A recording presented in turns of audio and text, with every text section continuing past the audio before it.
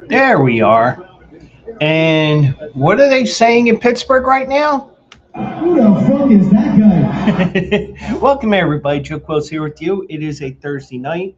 Another edition of the Joe Quill Show presented by absolutely no one.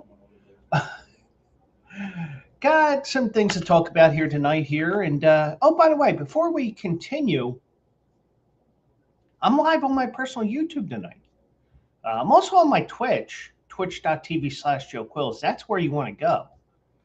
But I'm also on YouTube, so you can watch the show after the fact. So you can watch on YouTube now. So we're on the Bleach Brothers X, my Twitch, Bleach Brothers Facebook, and both my YouTube and the Bleach Brothers YouTube. So changing things up a little bit here, but hey, sometimes a change will do you good, or whatever Cheryl Crow said. But coming up on the show tonight, um, we'll dig into um, the whole Mike Vrabel thing because a lot more shit came out today.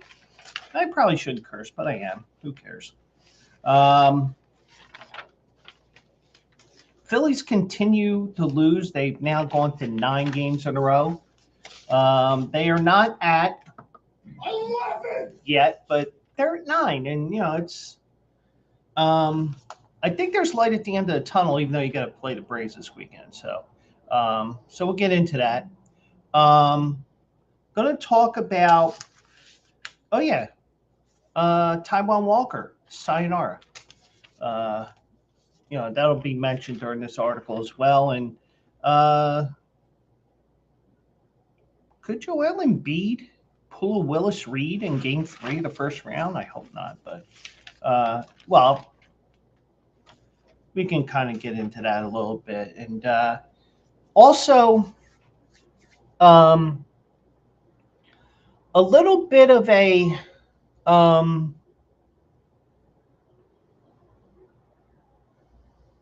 what was I going to say here? We'll get into that. We'll get into an announcement towards the end of the show here, and I have no clue what I posted. Um, um, Hold on. Oh yeah, we're going to talk about an announcement about next week, since it is Kentucky Derby week, and whatever else comes up. So feel free to chime in on your chat boxes there, and we'll get the show going here. So first of all, I do want to say one thing. Well, I got a lot to talk. I mean, even though this wasn't planned, it was like, yeah, I probably should have talked about this. The Philadelphia Flyers have a chance to sweep the Pittsburgh Penguins. Nope, wrong one. That's right, ladies and gentlemen. The Philadelphia Flyers could send the Pittsburgh Penguins to the Greenbrier to work on their golf games. Now, I know the NBA, they like to go to Cancun or Galveston. Barkley thinks they go to Galveston, but Flyers have a chance to do something that I gave them no chance. I'm sure nobody. I'm sure everybody in. I'm sure everybody in Pittsburgh said, "Oh my God, we got the Flyers. This will be easy." Well, you got the hottest team since coming back from the Olympic break. So, say what you will. So, but I do want to show you one thing here, and hopefully it doesn't get me into any sort of a trouble or anything here. So, but let me go over here.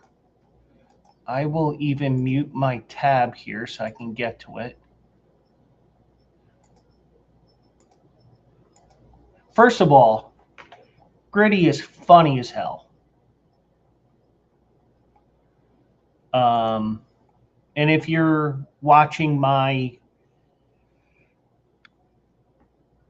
if you follow me on Instagram at Joe Quills, I like to share stuff like this on my Insta stories because, get a laugh, I want you guys to have a laugh every now and then. So I shared this. This is the actual post itself. This is Gritty, as he puts it, helping random Penguins fans get home safe.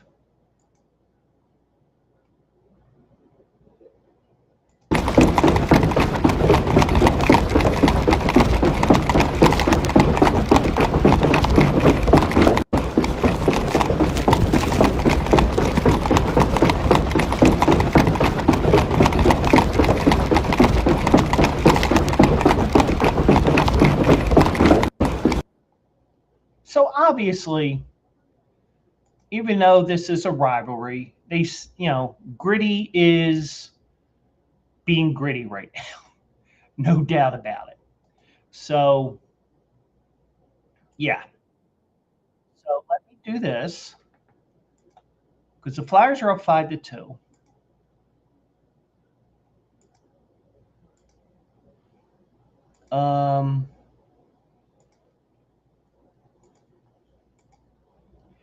And there is a Twitch, an X account, excuse me, Twitch. There's an X account that said Flyers fans are the most classless fan base in all of sports. They're truly unmatched.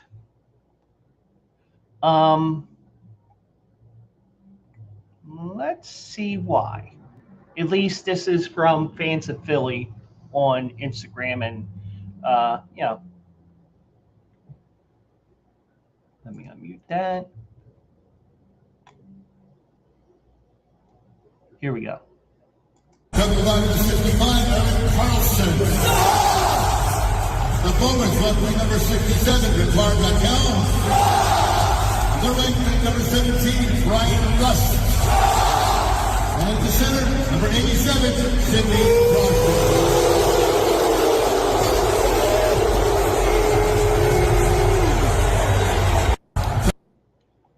So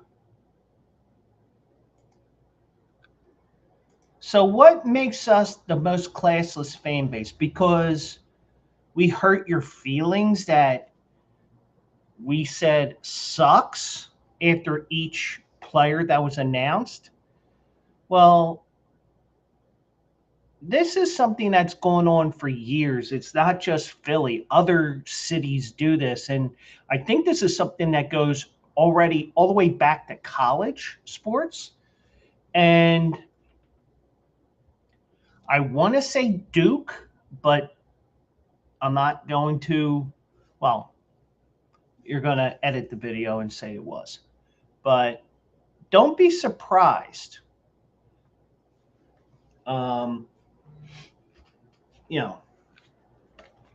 But Caleb Downs goes to from Ohio State, just got drafted. Cowboys moved up to get that pick. So, but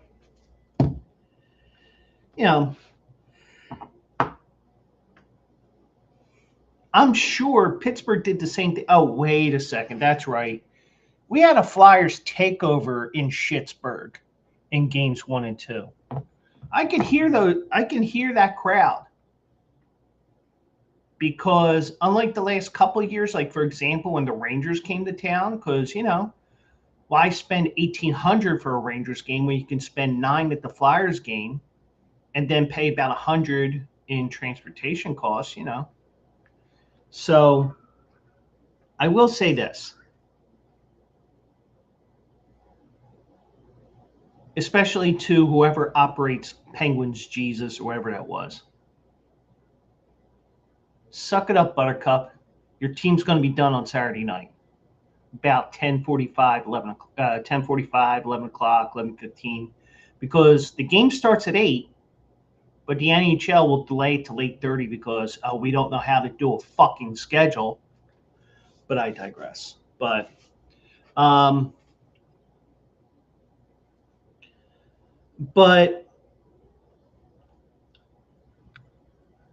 you know, I'm sure the Penguins fans did try to do a sucks chant whenever any Flyer was mentioned. And Sidney Crosby, oh, they booed him. Well, I did see something today that I think it was on my Facebook today. So if you're friends with me on Facebook, you know exactly where I'm going to go with this.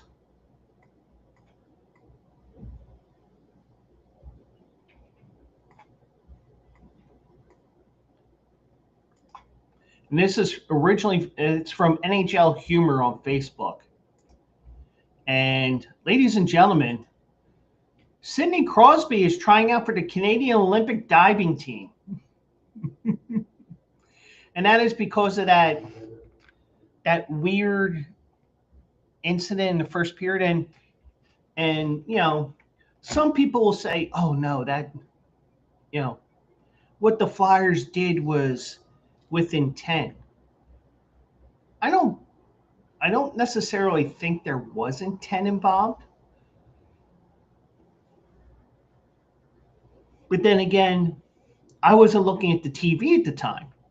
So I missed all the stuff going on. So Sidney Crosby acted like his eye came out of his socket, and he dove to the ice so well, even Greg Louganis was impressed. And you know, say what you will, but I don't, you know, but to say that we're the worst, you know, just because we're up 3-0 on you now, 3-0. I think that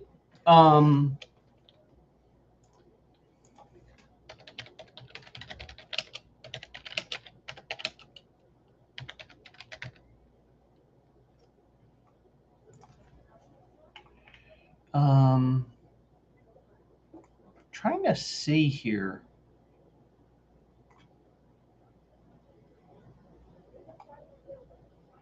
I mean, the Flyers have been swept 4-0 a few times, but I can't remember the last time the Flyers won 4-0. But it is what it is. But when I look at this, you know, I can't wait for Saturday night. I've been waiting all week for Saturday. Oh, wait, sorry. But I think, you know, as long as we don't have that cowardly lion photo or something similar, or maybe Sidney Crosby in a Speedo, Flyers will win them on Saturday and close out that series. But I do not think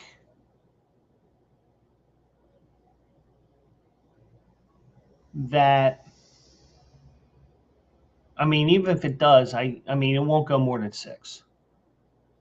But, you know, you know, they're ready for the taking, you know, a little, because Pittsburgh was starting a lot of shit too. You know, let's say it like it is. Both teams were really aggressive even after the whistle. So it wasn't just the Flyers. But when you get to the point of this season, the Penguins may get even more aggressive. And allegedly, Sidney Crosby never had an embellishment penalty until this series, and he's got 2 of them ready. But say what you will, he's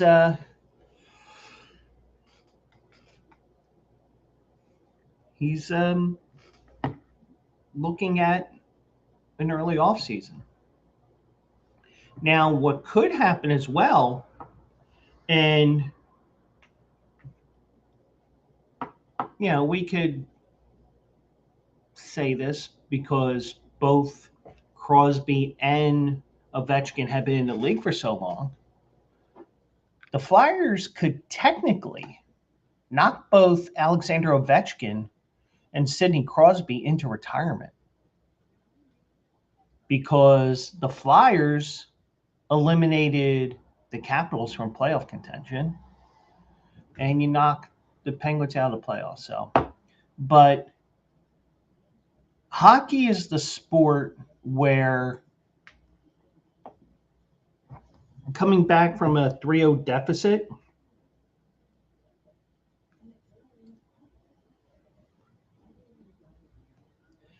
if you look at the four sports, and you got to eliminate football because they don't have a best of 7 series, because if you did a best of 7 series, it would take 7 weeks. Now, in a 7-game series format, it's happened the most in hockey. It only happened once in baseball, and it's never happened in the NBA. So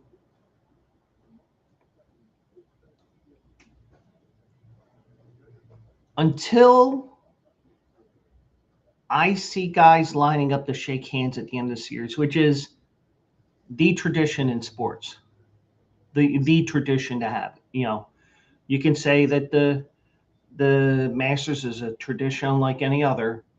That actually is, and it's and it's reserved for the postseason. I'm okay with that. Now, that isn't the NHL forcing players to line up and shake hands at the end of a series. That's something that they don't do in hockey. Basketball, it's more of a informal thing, which I'm fine with. But once you get into college, we got to shake hands. This forced sportsmanship crap that they have. But I do want to talk about one other issue I have. And the one thing I will say is I do have a major issue, for example, with Dan Baker, who's the Phillies public address announcer. And I'm going to tell you right now, I apologize if you are offended when he orders our veterans to salute at the MLB All-Star game. I'm also a little upset, but not as bad, with Lou Nolan, who is the Flyers PA announcer. And I'll tell you why.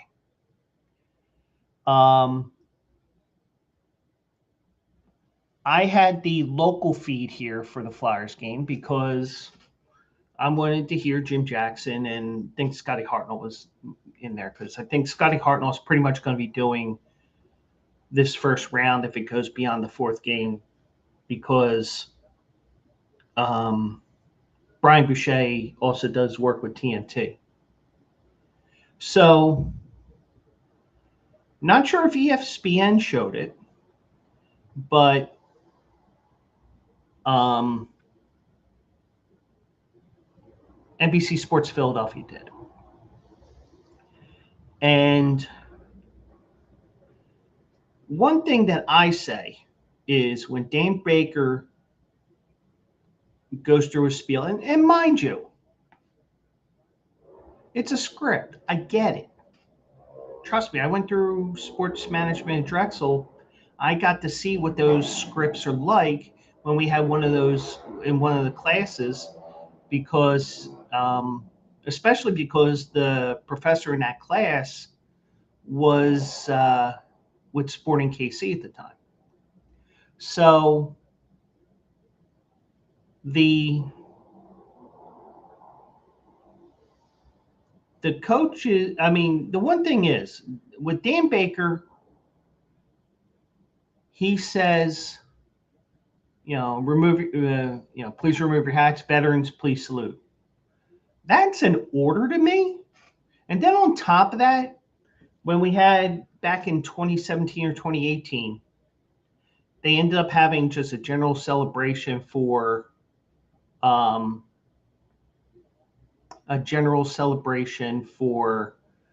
Philadelphia Wall of Famers because they were going to induct Pete Rose, and they pulled that because Pete Rose, there was controversy with him with teenagers, potentially underage.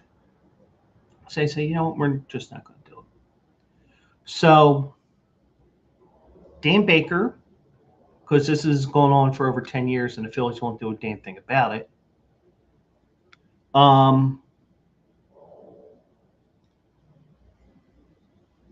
Dan Baker did his spiel about Veterans Please Salute, blah, blah, blah, blah, blah. So-and-so sings our anthem. Now, Gary Maddox is standing right next to him, or, you know, within the camera shot.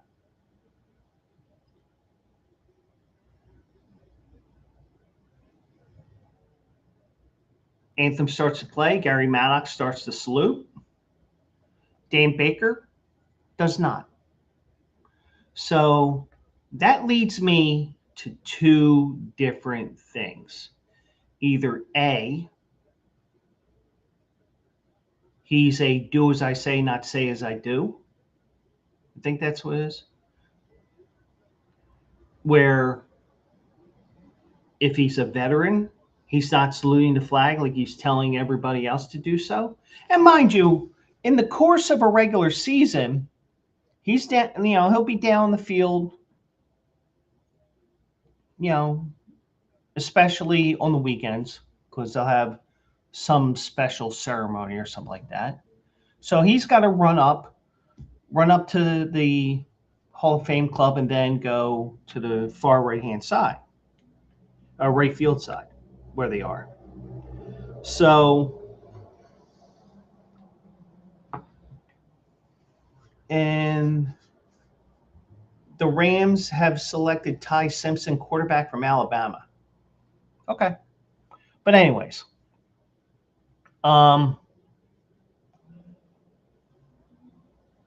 so, and I've done some public address announcing, and you know, when I was at Holy Family back in the 1990s, they didn't script us. They just were like, you know, just don't curse, don't say anything offensive, don't do this, don't do that, but you know, make it somewhat professional. So, but also that was back in a time where you didn't have to tell people too often, remove your hats. So you had Dan Baker not saluting the flag. So he's either do as I say, not say as I do, or he's a draft dodger because he's of that age where he could have been drafted. So if he's a draft dodger, I'm offended for those that have served our country. And if he did serve, I'm offended that he's not saluting and he's telling others to do it. Now, if he is a draft dodger, I don't want a draft dodger telling me what the fuck to do. You know, that's, you know, I'm sure that's 60, 70% of the country when you remember that Donald Trump was a draft dodger because of Bone Spurs. But also, Dan Baker probably could have gotten an exemption because Tony Bruno had mentioned numerous times on his shows when he was streaming on No Filter how he didn't have to go into he didn't get drafted or whatever because he was the only son. And his father had passed away at a young age. So he had some sort of an exemption, if I'm phrasing it right. So unless there's something like that involved, I would, but truthfully, I think that if you are And here's another thing I will say. If you are someone who's been at your job for 50 years, I think you can say, listen,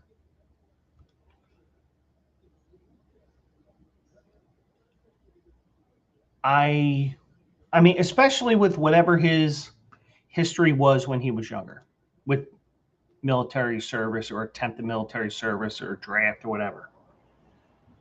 Guarantee you, he probably was in that draft era. I would say,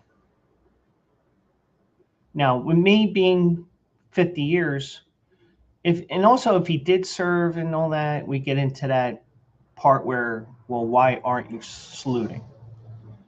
But let's say he did not serve. Or let's say it's me that's PA announcer after, I'm there like 10, 20 years, and then you spring this on me. I'd be like, can we reword this a little bit? Because I want to show respect for our veterans.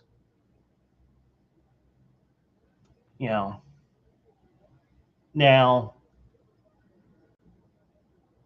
I heard what Lou Nolan said. Now, first of all, he's talking a million miles an hour. So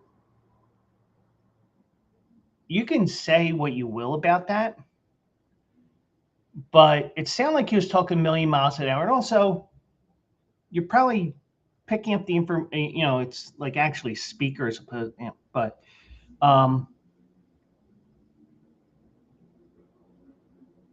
now he says, we ask veterans to salute the flag. Thank you. That's the one thing that if the Phillies are going to continue to have veterans salute the flag, and mind you, up until about 10, 15 years ago, if you weren't in uniform, you were not allowed to salute the flag, at least according to my cousin who served in the Air Force. So he says, ask the veterans to salute with your right hand. And there went my boner. Because God forbid somebody is respecting our veterans. Well, what if they lost their right hand? But either way, Lou Nolan is also on my shit list, but not as bad as Dan Baker.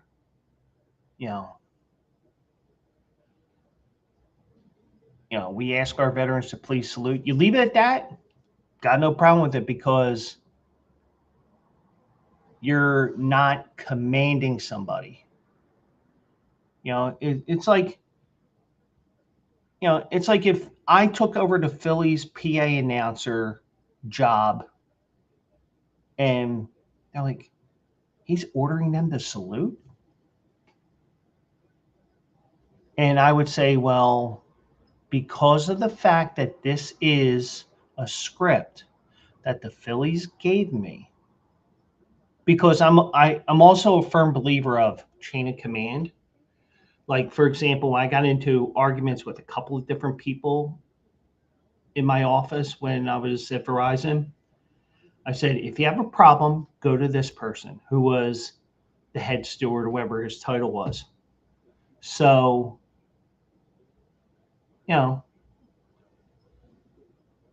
and I would say, listen, I understand your point. This is a script that the Phillies are having me do. I would highly recommend contacting the Phillies because of the fact that this is what they want me to do. I've talked about it with them. This is what they want me to do, and go from there. That's what I would say. But in terms of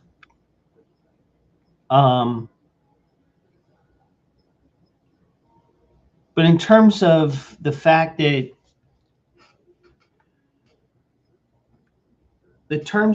just the fact that He ends it with your right hand. That's a little offensive to me, but not as bad as ordering someone to salute, especially when there was a situation where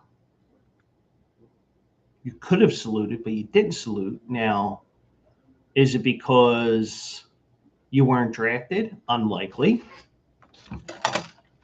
But hopefully my point is understood, because as someone who did not serve, because I did not have to live in an era where there was such a thing as a draft,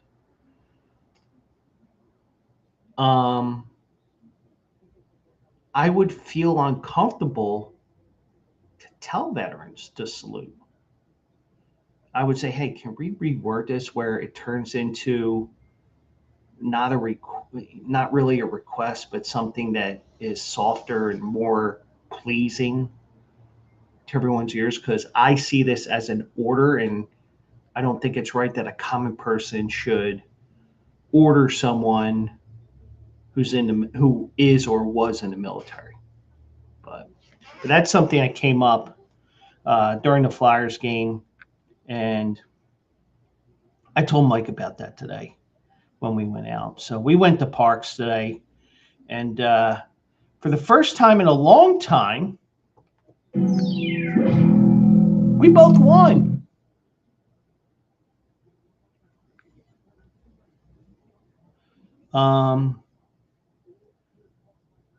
He won a little bit. I won a little bit. Second machine that I played, because I was just playing slots, because I'm just like, let's just get some credits and comps going and all that. So I played $20 on a Huff and Puff machine, the newest one, or at least I think it is the newest one. It is because I saw it on FanDuel today. By the way, check out FanDuel, especially for the horse racing side this weekend.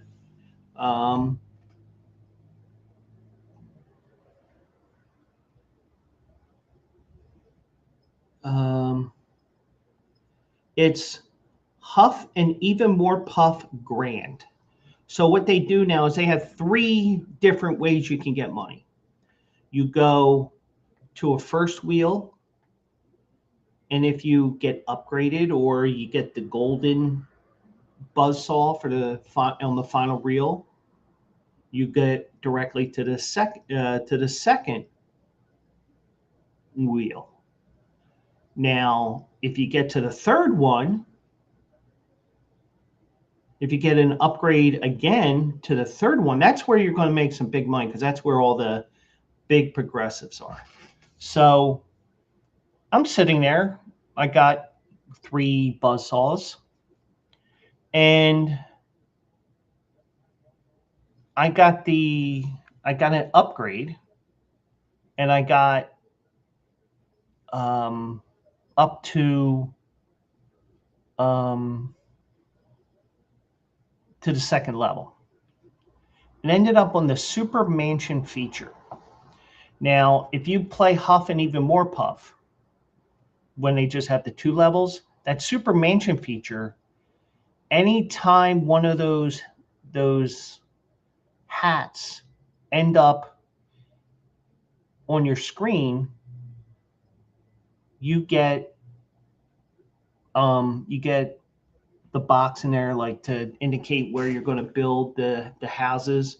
And like the 3 little pigs, you have straw, you have wood, and then you have brick. So, but with the Super Mansion, everything comes up as searching for a brick. So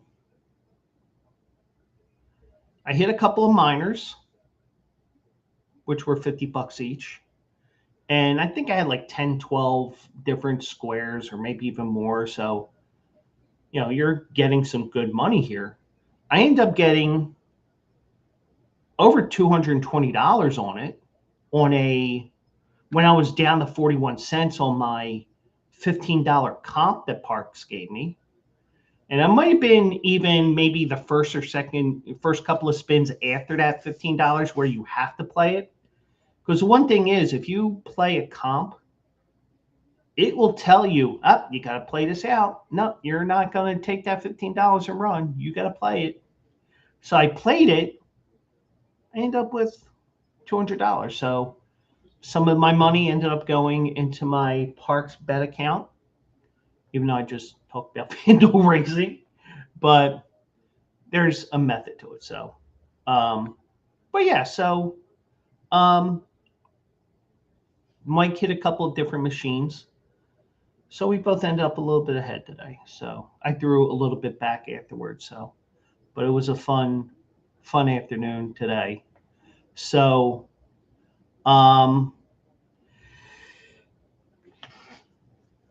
but I woke up this morning. Now, mind you, I thought, oh shit, I got to do wash today. I sat here last night about 1 o'clock in the morning. I'm like, oh shit, I got to do wash tomorrow. I got to do this. I got to do that. We're going out tomorrow. And I was hoping that I wasn't getting a text or a call from Mike at like 10 o'clock. Because if it was 10 o'clock, I would have been like, shit, I'm not even awake yet. Because, I had to set my lineups for out of the park baseball. I had to do this. I had to do that. I had to post my article. I mean, I probably would have just posted my article and been done with it. So I had to do a little bit of everything. So I ended up getting everything done. I ran down to the credit union so I can get my money, and I made it back in time before he got here. So, but I did see, the first thing I saw this morning was, oh, by the way, there's more details on this whole Diana Rossini, Mike Vrabel stuff. Now, this actually came out late last night. And the New York Post is running with this left and right because they were the ones that had, received the pictures and stuff like that. So,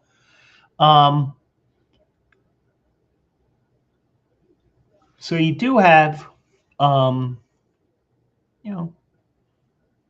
some questionable things. It's like, well, so I also saw that on somebody's Discord today a post about how this could even affect Vrabel in the workplace. And we talked about this before because it's all about the employers and stuff like that. So, the players, for example, they're employed by the team, so they have to follow the code of conduct. The coaches and staff have a different code, but yeah. So I saw today, Mike Vrabel won't be with the team for the third day of the NFL draft on Saturday. So when I read that, I'm like, that makes no flipping sense.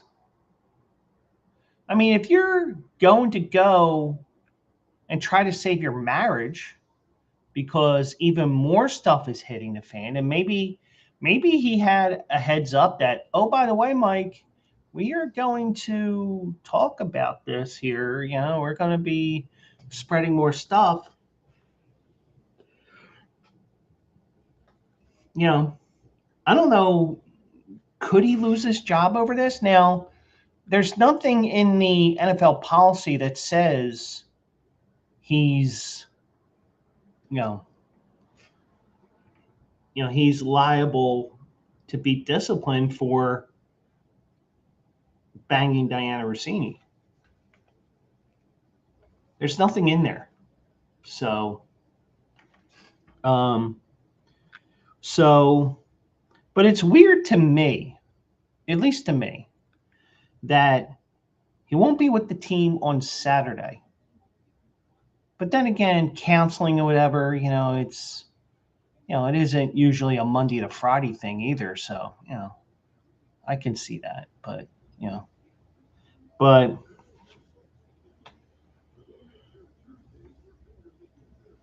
Vrabel said last night, as I said the other day, I promised my family, this organization, the team, that I was going to give them the best version of me that I can possibly give them.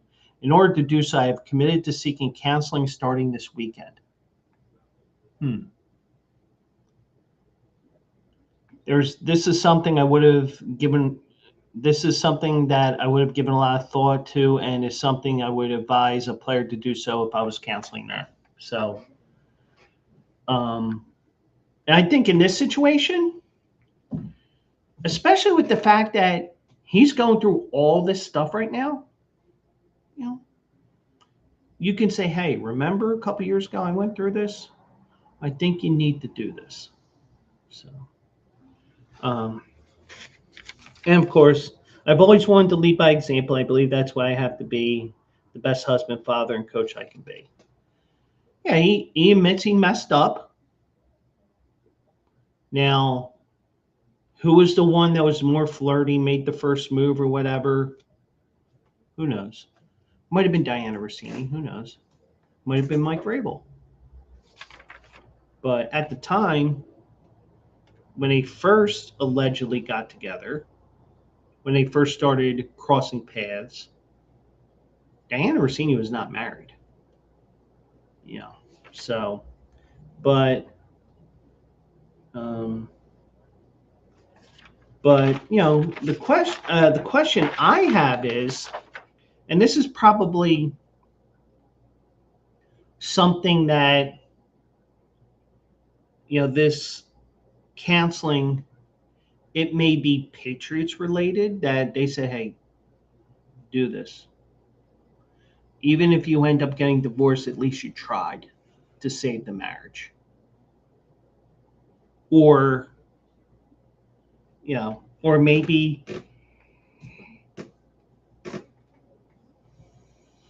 the NFL and the down low said something like that. Or maybe it's the wife that's saying, hey, if you want to save our marriage. So I want to, what kind of counseling this is, whether it's just marriage counseling or something like that, or, because it just says counseling.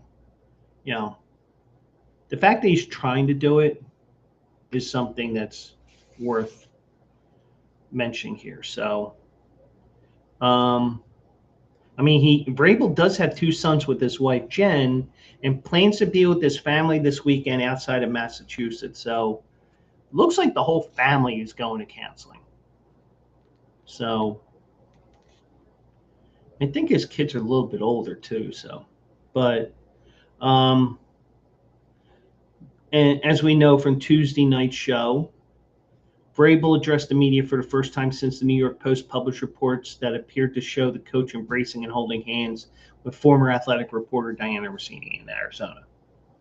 So you look at everything, things are starting to really, we're getting a little bit deeper into that iceberg that we say, it's only the tip of the iceberg. Things are starting to come out. And I don't know if it had anything to do with, with this kid, with this, I don't know if he had a heads up that something else is coming out or anything like that, or the Patriots said that before we start the drafting, you're having these OTAs and stuff like that, probably. But,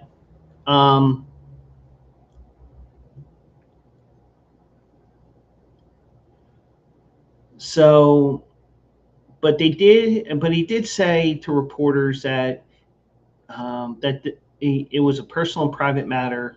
He had some difficult conversations with people I care about, with family, organization, coaches, and the players.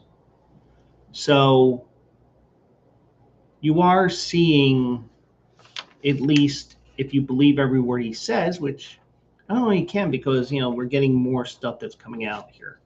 So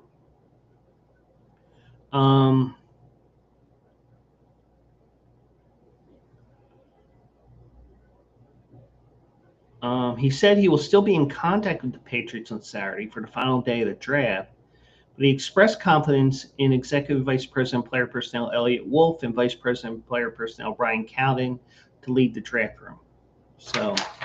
So he will not be there on Saturday, but there's all these ripple effects here.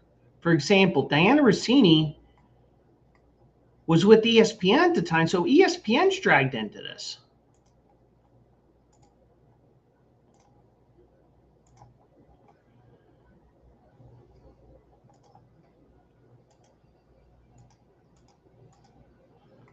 And a lot of the ads will, I have an ad blocker, so it's not gonna. So it spans to a reporter's time at ESPN after they published new photos. And these new photos are pictures of Russini and Vrabel.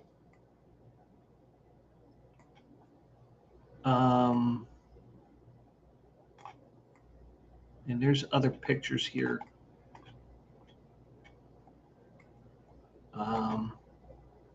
Russini was engaged at the time, but if I'm not mistaken, I think this will be, let me see here. So here's, no, it's not the, okay. So she was working ESPN at the time. She was engaged at the time. So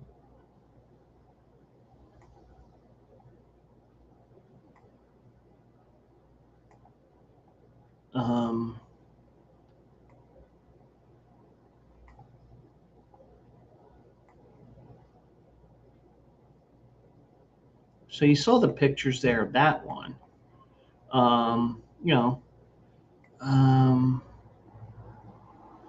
The Athletic had said as additional information emerged, new questions were raised that became part of our investigation.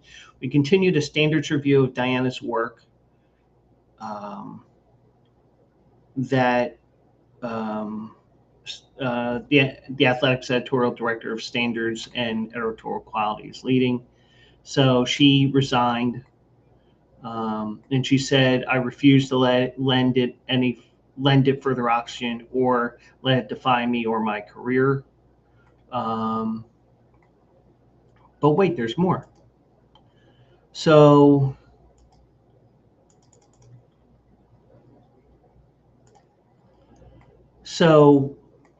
these pictures go back to 2020, just a few days before everything shut down for COVID. And there's a picture of the two of them kissing.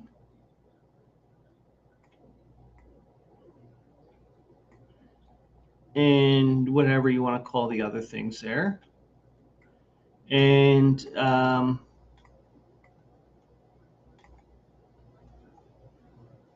so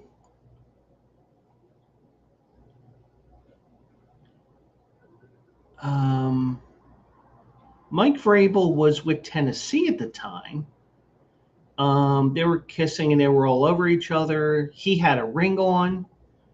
So you had all kinds of things going on. And at that time, Vrabel was already married to his current wife. At least we think they're still married.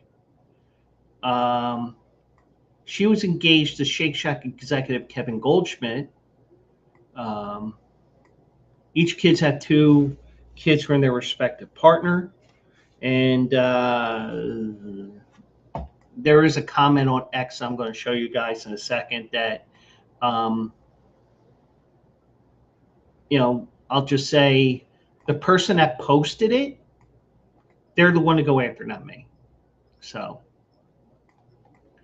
and Diana Russini did delete her account on X as well. An eyewitness said that the two were at a hole-in-the-wall bar around midnight and stayed for at least an hour, flying under the radar. They were having a glorious time. They're giving out a bunch of pecks constantly. There was nobody in there. Nobody knew who they were. I don't even think the bartenders did. Yeah, he was with Tennessee at the time. Russina was a reporter at ESPN. The reporter posted a photo of herself in ESPN's New York studio with Laura Rutledge just hours before her bar outing with Vrabel, joking in the caption, "A blonde, a brunette, and a redhead walk into a bar."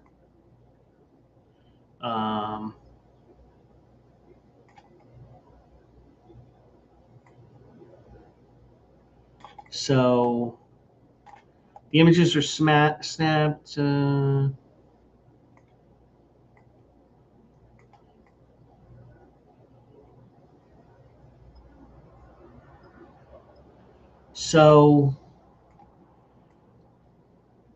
the NFL doesn't want to get into personal matters here, I don't think. But I think it's getting harder for him to keep that job.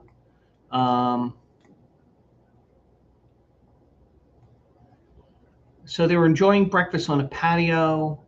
They were also spotted on a private rooftop on one of the hotel's bungalows. They were dancing together at one point.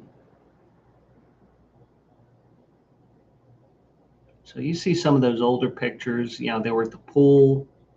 She was with the Athletics. She wrote a resignation letter. That was her getting married because they did everything with COVID restrictions and stuff like that. There's Vrabel and his wife. That's an old picture. So that is that. So the Patriots have spoken out.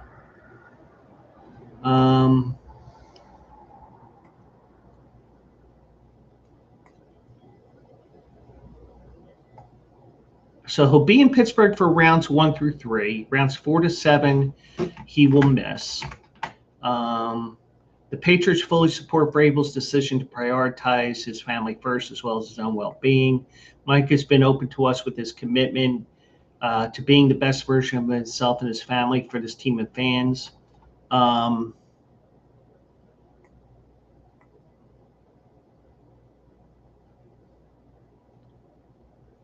But I do say this. He still will be in contact with the Patriots. Now, Vrabel is scheduled to speak to the media if the Patriots use their number 31 pick tonight. And the Eagles are on the clock here, which I was not paying attention to.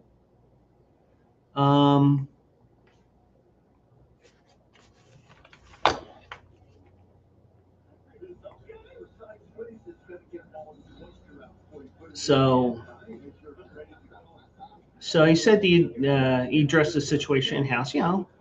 I think you admit it with your players and you admit that you're wrong and you move on with it. And, you admit you screwed up. So, whoops.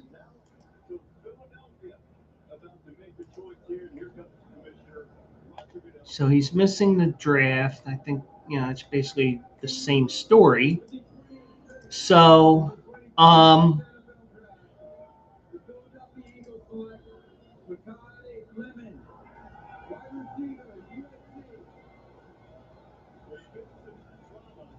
and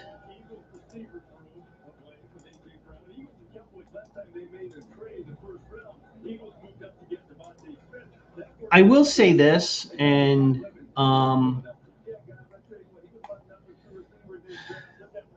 Eagles draft Mekhi Lemon from USC. So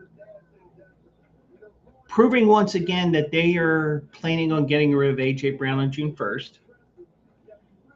But, but it just seemed like that's a ripple effect here because of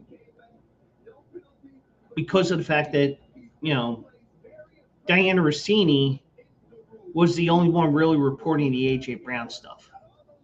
But there is one thing I do want to share here before I get to the last part. I want to be very careful with this because, first of all, I did not say this. And I'm going to say this as if this is true, so be it. And I said to, as I quoted this on X, I think Maury retired a couple years too early, because this would have been a great Maury special.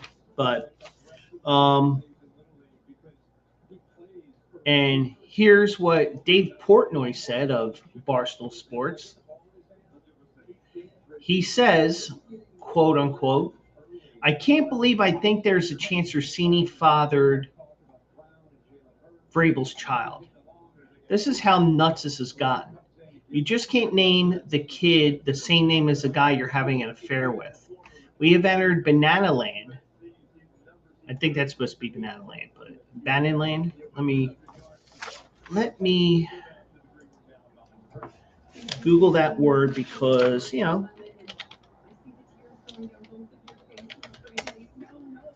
Okay, yeah, that's just a typo. So they say Banana Land. So okay. With this story, and nothing is off the table. And that's the thing. Nothing is off the table. And like I said from the very beginning, I felt like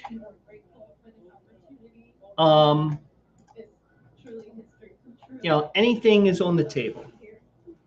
And I would not be surprised if that happened. But I'm going to be very careful with how I tread, because I don't have the money to fight against these accusations. Whereas if you sent your complaints to David Portnoy, he can handle it. He's got many upon many upon many millions, probably billions. But I did see this article here, and I did see it on somebody's Discord today, and I ended up highlighting the article and stuff like that. So they talked about the legal ramifications of this. Now, reality paints a more complex picture, including the workplace and legal investigations conducted by the Athletic, Patriots, and NFL, and for female journalists who can be subject to harsher standards by the public and fans. Fair. Both Vrabel and Russina, who are married to other people, issued statements denying their interaction was anything beyond a journalist and coach interaction, which, based on what we're seeing here, yeah, they're going to cover up as much as possible. I can see that. Vrabel went as far to say that the accusations were laughable. So he acknowledged that he had engaged in some difficult conversations regarding a personal and private matter. Start putting two together on this. So he revealed on Wednesday, the scandal has now become a matter of impacting his employment. He told the ESPN he won't be with the team on the third day. I mean, it was a little weird that it's just the third day, but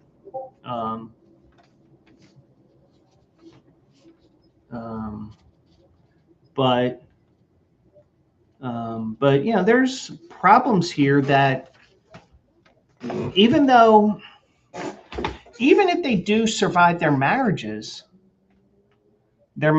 do survive that they have, you probably could, even though you do have problems with bringing this back up again, which is not a good thing, because, you also have kids involved here. This article, which is from Michael McCann on Sportico, He said the photographing could constitute illegal invasions of privacy of Vrabel and Russini, as well as the tort of intrusion upon seclusion.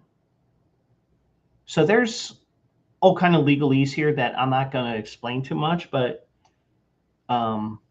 there's all kinds of things here.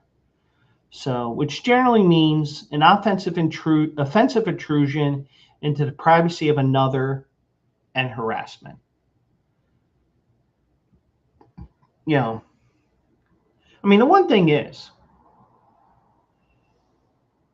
you were going to get caught one way or the other. And this thing lasted apparently at least 6 years. So, and I wouldn't be surprised if it's even longer, because if you're at that point in March of 2020, I'm sure this was going on 19 and 20 when she was starting to do the reports from wherever she would be that week on ESPN. Now, the Ambiente Sedona explicitly limits photography to times when other guests are not included, and forbids taking photos in public spaces that invades other guests' privacy. Ambiente Sedona guests should expect that they aren't being surreptitiously photographed. So that is what you could say happened. So, you know, I'm sure it's some person like 3, 4, 5 different rooftops over, possibly. Get that camera and lens, go in there as tight as you can. You know, it does look a little fuzzy and all that.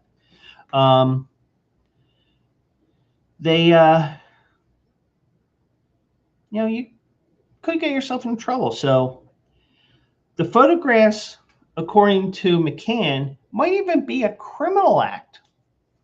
Now, you have to find out who the photographer is. In Arizona, it's a crime to knowingly photograph another person when that person has a reasonable expectation of privacy and that person is having sexual contact or is without clothing. Now, obviously, they weren't naked. Now, there are published photos where Vrabel and Russini are in a hot tub or with their fingers interlaced. Even if circumstances fall short of what's needed to show a criminal act, you could still have a civil case against this person or people. There have been much speculation about the mystery photographer, including theories it may have been a private investigator hired by Vrabel's wife, Jen Vrabel, which is what everybody's run with, or the one that some people have, but not too much, Kevin Goldschmidt, who is Russini's husband. If that theory is correct and the PI was at the resort, the PI would have spent a lot of money to be there, as rooms at the resort usually go between $1,800 and $2,300 a night. Another possibility is that someone staying at the hotel or resort simply noticed Russini, or more likely Vrabel, who's 6'4", 260, is widely recognizable, especially if they're leading the Patriots to the Super Bowl, and opportunistically grab photos. Now, if that's somebody who's employed by the resort, they won't have a job.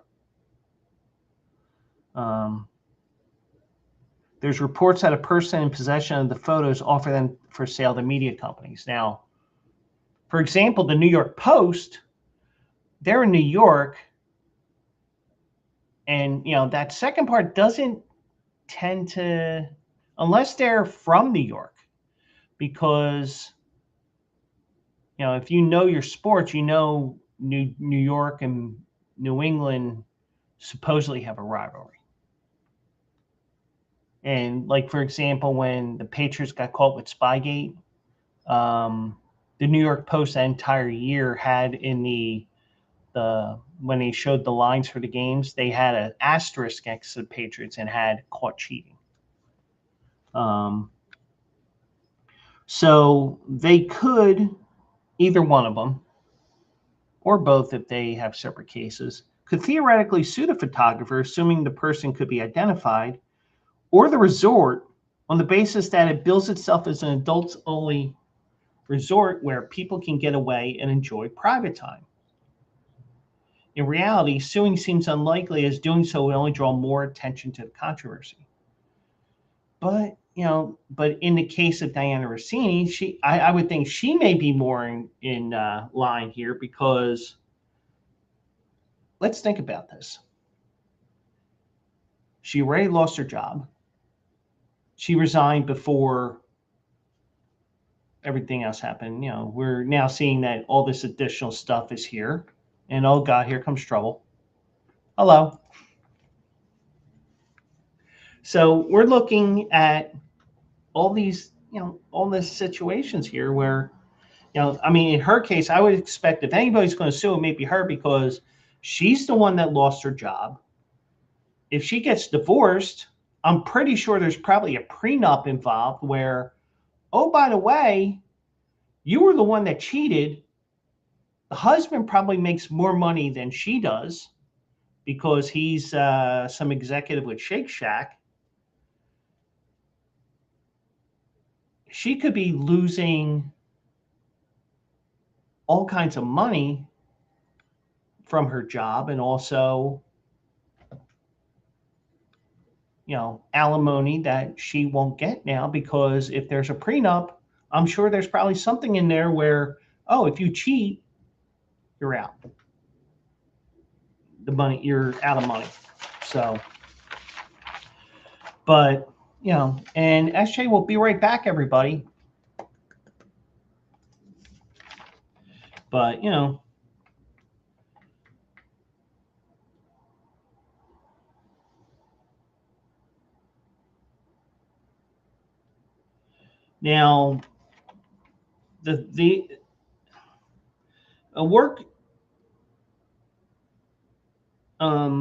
a workplace investigation initially relied on illegally obtaining evidence would not be a first in sports. Like, for example, the Donald Sterling thing back in 2014, he was illegally recorded saying racist stuff. And, it was the NBA's awareness that Sterling intended to argue that the recording itself was illegal and thus could not be used to punish him. Because in California, it's a crime to intentionally record a confidential conversation without the consent of all those persons in the conversation. And that's the same thing in Pennsylvania, too. Because I research this, because I'm not going to lie. We had this manager that was a piece of work. And allegedly, because one coworker who passed away years ago. Now, granted, she was always going to ethics or HR, whatever you want to call it, because she had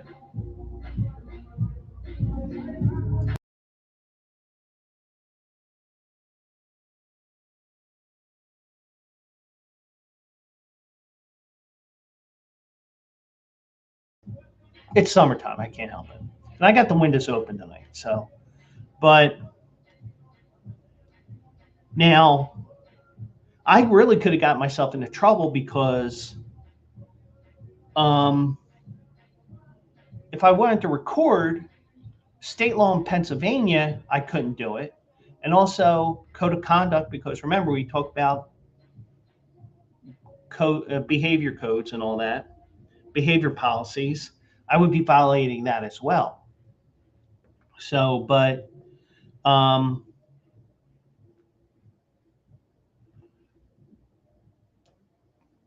so they got this supplemental evidence. They expelled Sterling. We know everything with that.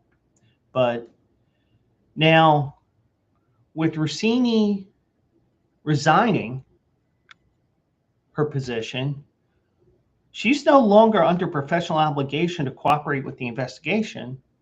And probably, I don't know, I imagine The Athletic and New York Times is going to investigate this because you may want to have a policy in play or fix up any additional policy or the policy you may have and, tweak it a little bit. But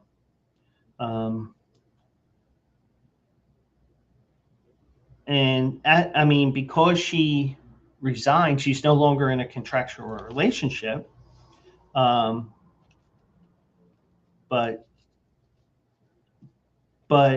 the fact that she resigned, she prevented herself from being fired with cause, and resigning gives her that protection.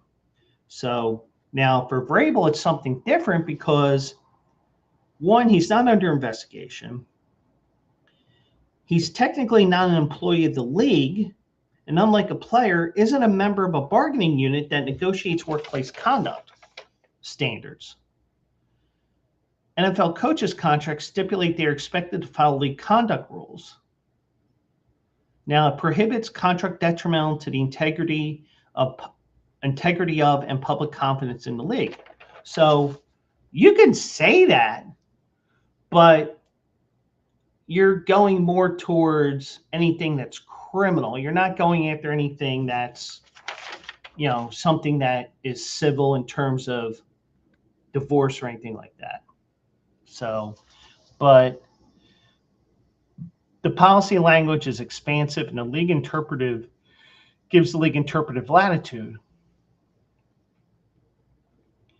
Now, the NFL could find a clause that applies since it involves how the league is reported on the public, but you're also going to be setting precedent, and that's something you don't want. Trust me, when I talk about union stuff here and, different things like that,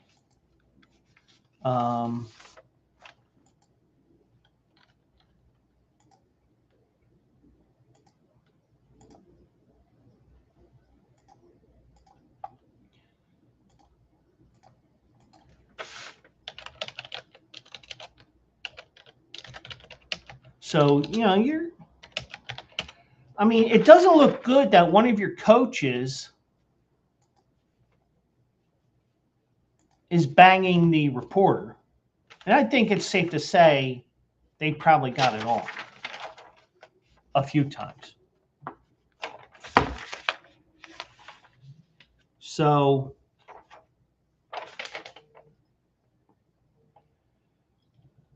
but the problem is having an extramarital affair doesn't break laws. It's morally corrupt.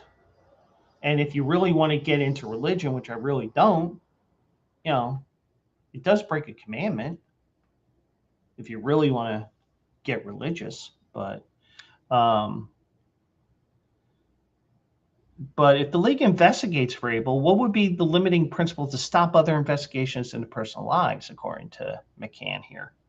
But the league doesn't want to get into a business of investigating coaches for possible extramarital affairs, and that could open a Pandora's box. But employers can investigate employees if they have inappropriate relations with coworkers or vendors, and customers, since those relationships can lead to conflicts of interest in the workplace and potential sexual harassment or hostile working claims. Now, like, for example, we all know what happened with Brett Favre. He got into trouble, but he wasn't a coach. He was a player at the time. But this may be the case where the NFL would step in if Mike Vrabel and Diana Russini both worked for the Patriots, for example.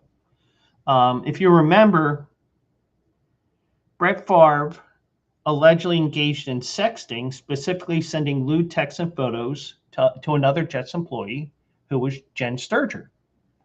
And yeah, I probably would have done the same thing with her, but I didn't. But SJ is back. Say, welcome back. Welcome back. But now, what could happen as a result here, according to McCann, The NFL could explore strict anti-fraternization rules and prevent league and team personnel having close relationships with reporters. But the problem is, male, but male, female, they're cheating on their wives or significant others or whatever. But yeah, so it's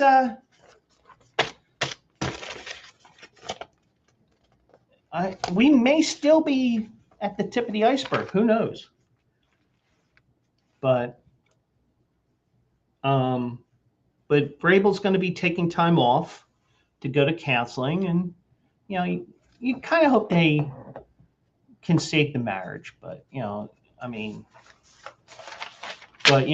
if you see that something's been going on for 6 years, I'm not sure it could be saved. But or maybe it can be saved because they have 2 kids. But also, could Diana Russini's marriage be saved? Because you got little kids involved, but mommy is doing whatever. But so, all right. So I need some sorbet. Unfortunately, the Phillies are not giving that to me. Well, they kind of did today, because Taijuan Walker is no longer a Philly. He shit the bed again last night, and finally the Phillies said, you're gone.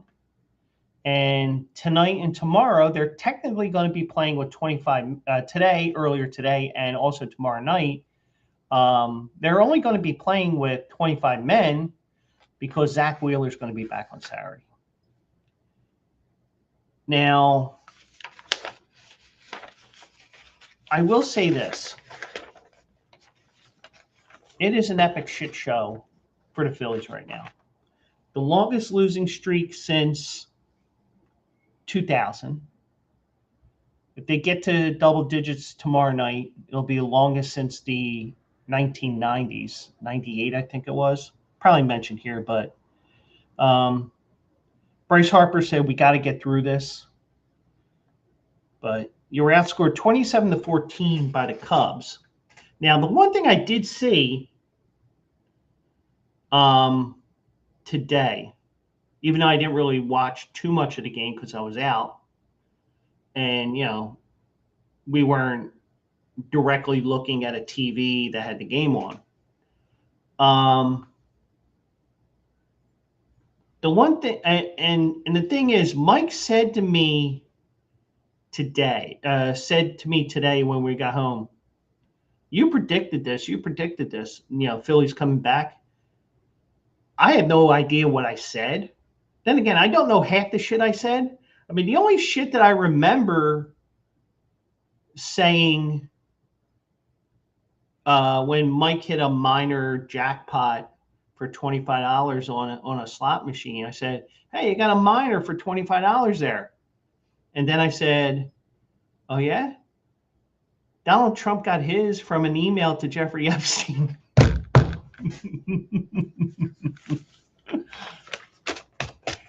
So, hey, at least I think it was funny. So, but I think we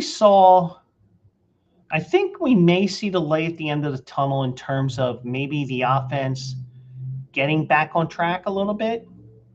Maybe. Because of the fact that, they scored 7 runs today, which is like a world record to them right now. Breaking news. The Phillies can score runs, apparently. But they lost 8, 7, and 10. Bullpen's been horrible as well, but when your starters have not gone more than 6 innings in a game this year, that is another sad thing. Also, another sad thing. And I shared this on X this morning. So if you follow me on X at Joe Quills, I do occasionally share things that are funny and some that are like shake your head information.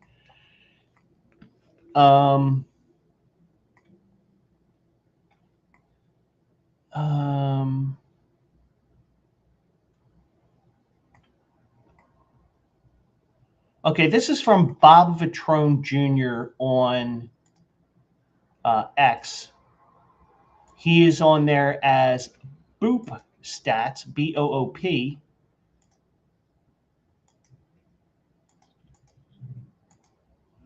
The Flyers have outscored or tied the Phillies in 10 of the 13 days in which they both played in 2026. And the Flyers are 12-1 when they both play. The Phillies are 5-8.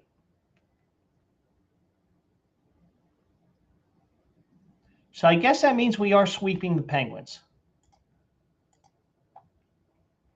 So, oh, and I also have one more Flyers point I want to make at the end of this. So,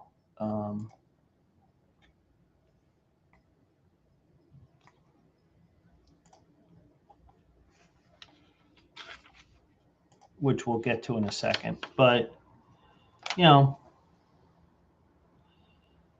Harper said this morning, I can't remember something like this in my career. We got to get through this. Obviously, we don't want to be where we are right now. I think you could probably tell me better if we've been through this or other teams that I played with have been through this. But I know teams that have been through this and been through the mud a little bit and still climbed out. But, yeah, we got to do it. This team's good enough. It's just, oh, shit. Baseball Dreamland, thank you so much. A raid of 90. Holy shnikes. And we did get a follower in there. Oh, Dr. Dynastic. Welcome in. Holy shnikes. Dr. Dynastic. And I'm going to beat SJ to the I am going to beat SJ to the shout out.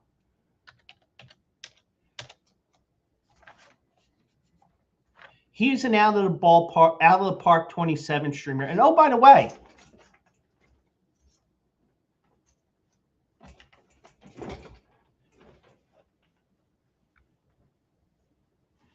got my shirt today. So my hat comes probably Monday. I got it in 3 different things, but the one thing I do have to say, give Dr. Dynastic a follow. He has a league called the Red Rock League.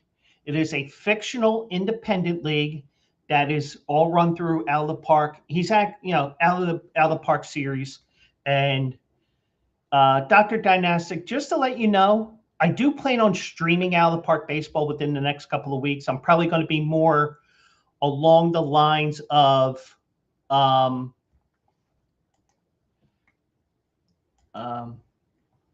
actually, it was Baseball Dreamland. And he's also got some great stuff on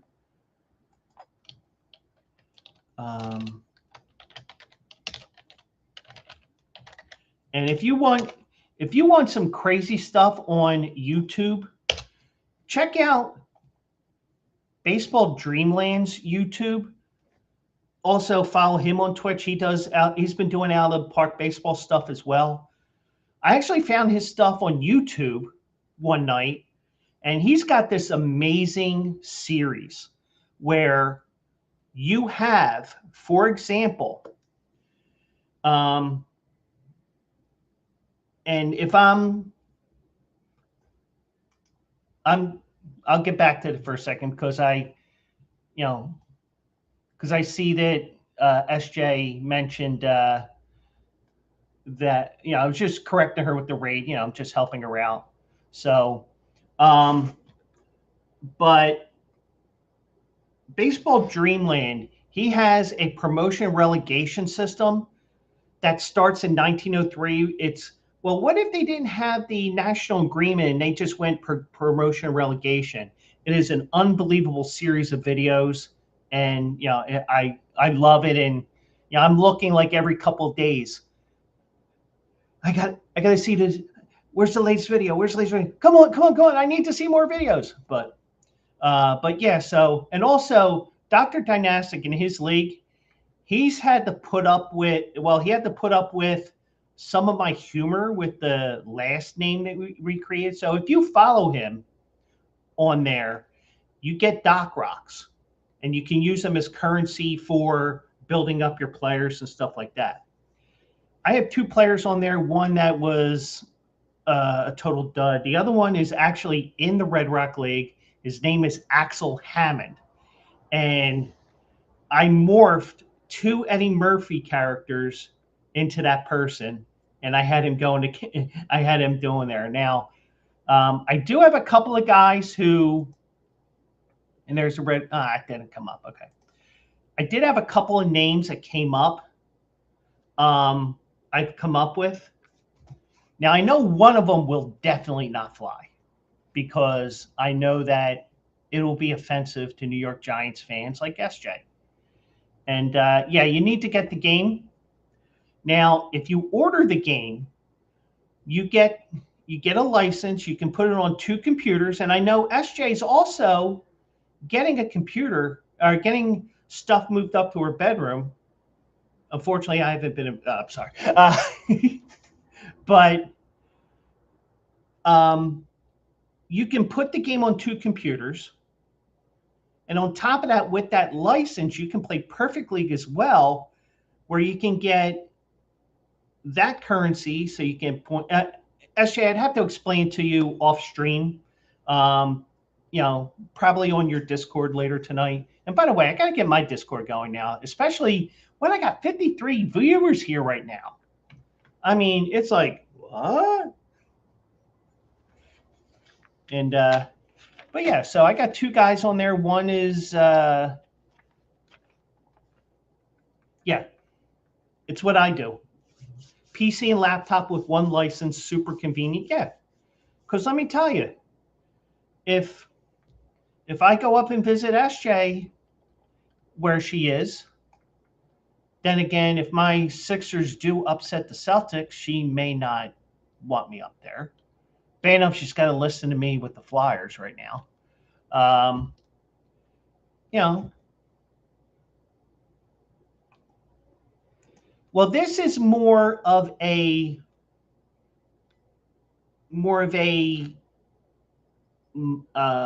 thinking person's game. Yeah, and here's perfect thing. I'm heading out of town this week. I can still get PT Live and tournaments. Yeah, you can do that stuff. You sneak in, you log into your different accounts. Also, like for example, if I'm sitting there midnight in my hotel room, and you know, we're not in Nevada, because SJ will say, well, but seriously, if you're in a hotel room and it's midnight and you can't sleep, maybe you play a couple of games on your save, play a little bit of that, you know.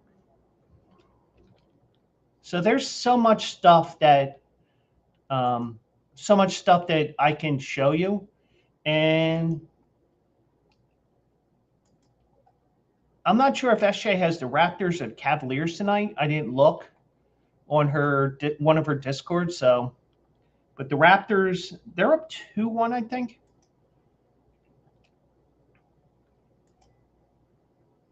Oh, she didn't bet it. Okay. So, yeah, she was watching the NFL draft. Yeah, I'm kind of watching it, but you know, especially now with 50 some viewers here, I'm not. So, and I'm also going to beat SJ to the point here. That's all my socials. And you know, that's where you find all the goofy stuff that I post. And I'm actually on YouTube tonight, back on my YouTube. But you know, with everything here with the Phillies, you know, it's just like, ugh. But at least with today, with whatever I said to my buddy, and I don't know if he's actually doing anything. I don't remember what I said, but apparently we might be at the light at the end of the tunnel where this team's starting to get on track after a while. But, you know, you've cratered to the worst record in the league right now. So, But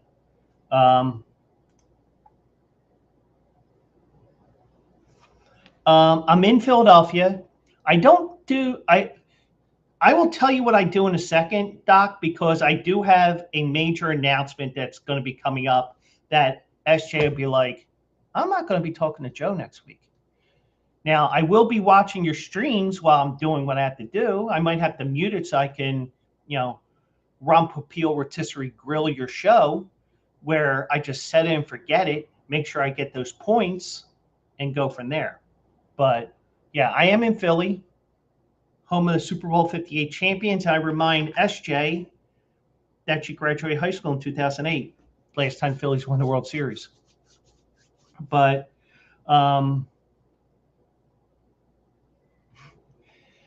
just to let you know, Dr. Dynastic, she is a Giants fan. So, and I put up with her. And Ken Beck's also followed me. Thank you so much for joining me and following.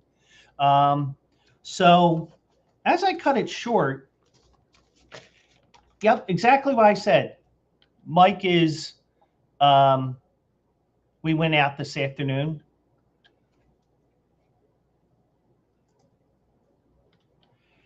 I'll let you sort out these issues. Now, I think SJ and I have a okay relationship with this. Now, let's say our friendship went somewhere along the lines of Diana Russini and Mike Vrabel, except, there's no getting ourselves into trouble or losing jobs or anything like that. I already told her.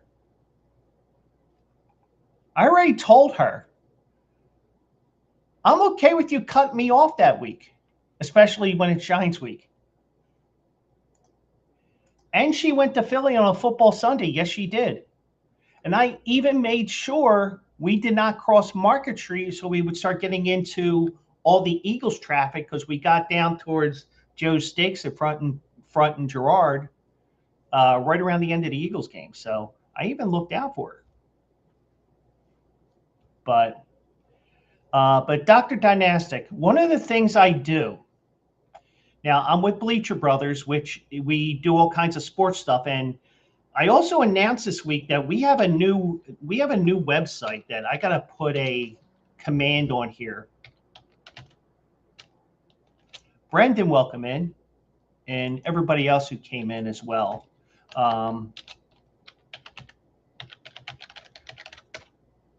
QARacing.com is a lot of the horse racing stuff that I do. When I first got into Bleacher Brothers a couple of years ago, I was like, well, what can I write about that nobody else will write about? Somebody was writing football, somebody was doing this, somebody was doing that. I said, you know what? Nobody else is doing horse racing. Boom. There's my foot in the door. Because I don't want to step on anybody's toes, dude. We really need 6 articles of the same thing. So I know nobody was doing it. So that morphed into Also Eligible. And I do that show on these same channels every Saturday morning, 10 a.m. Eastern, 7 a.m. Pacific. We look at some of the big races. Well,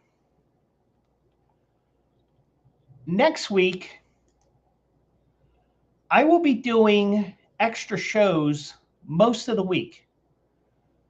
Tuesday, Wednesday, and Thursday, there will be additional shows of Also Eligible since it's Kentucky Derby week. So, and it probably will be a show that is we'll get to that in a second because I don't even know who Lemons is, but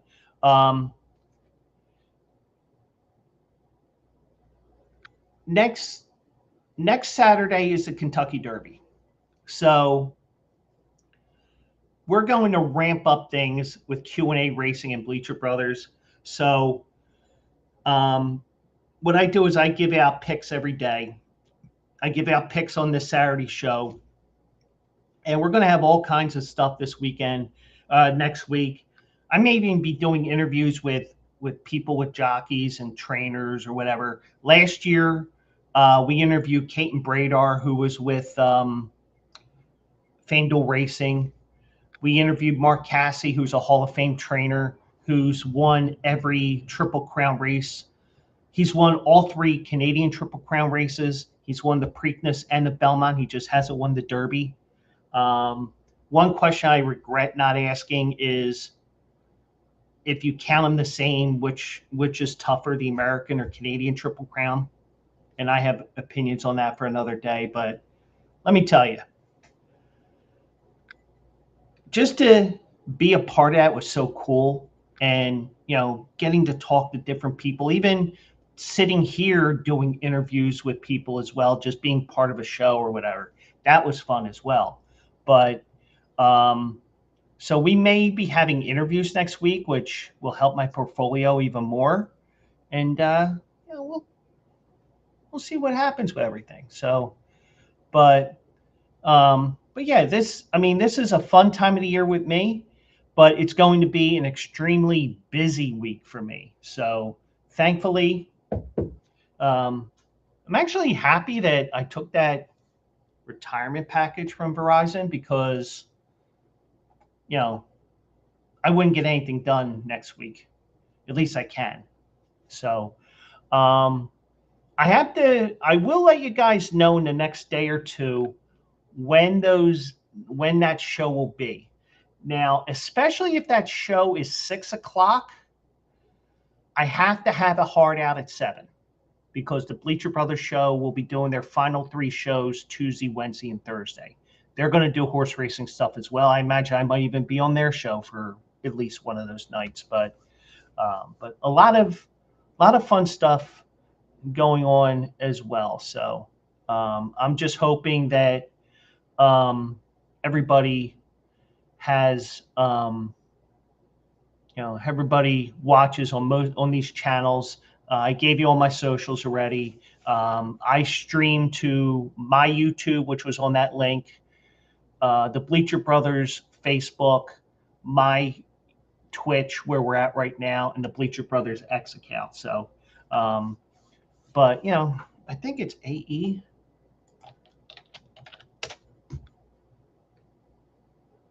Yeah, some of that has changed. So, I'll be doing it on my YouTube, my Twitch.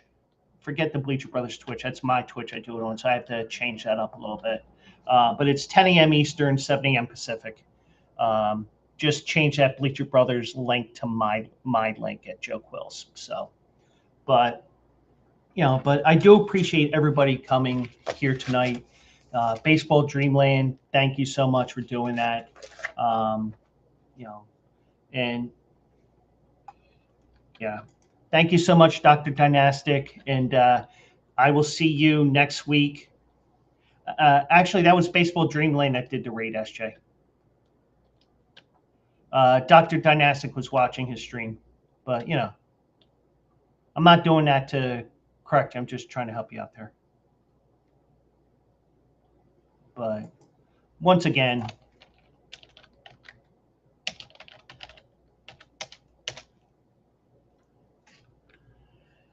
give Dr. Dynastic a follow, because, or even a subscription.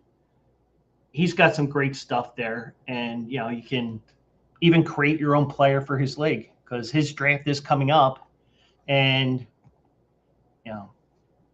he's got some great stuff there. I have basically, while I'm working on my horse racing stuff, I start off with either Sean Curtis, and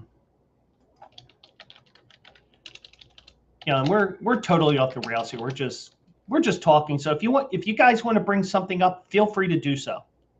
I am okay with that.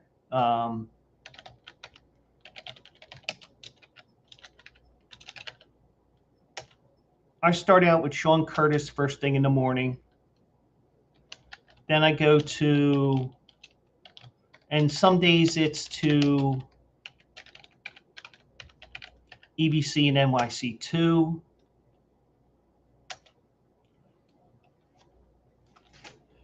And yeah, and even if you're watching and you're not SJ, and it's a great way to learn the game, and I can show you some things as well after the show or whenever you feel like getting onto your Discord.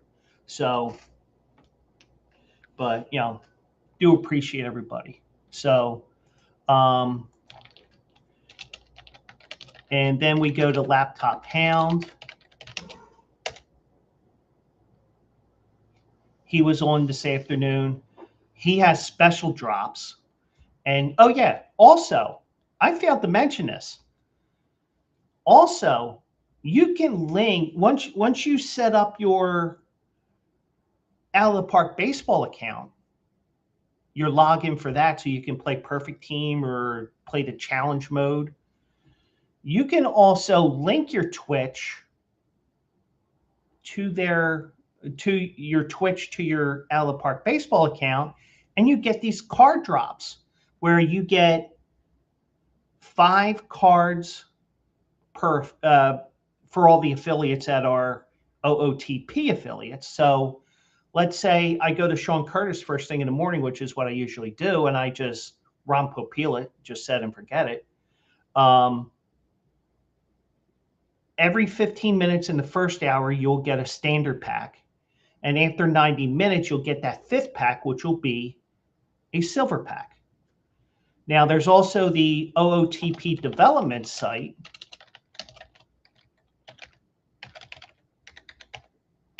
Let me make sure that's correct.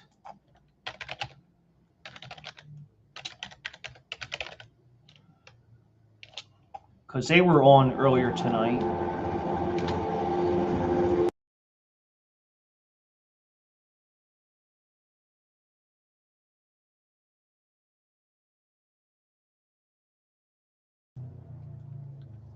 It's almost summer here in Philly, you can tell.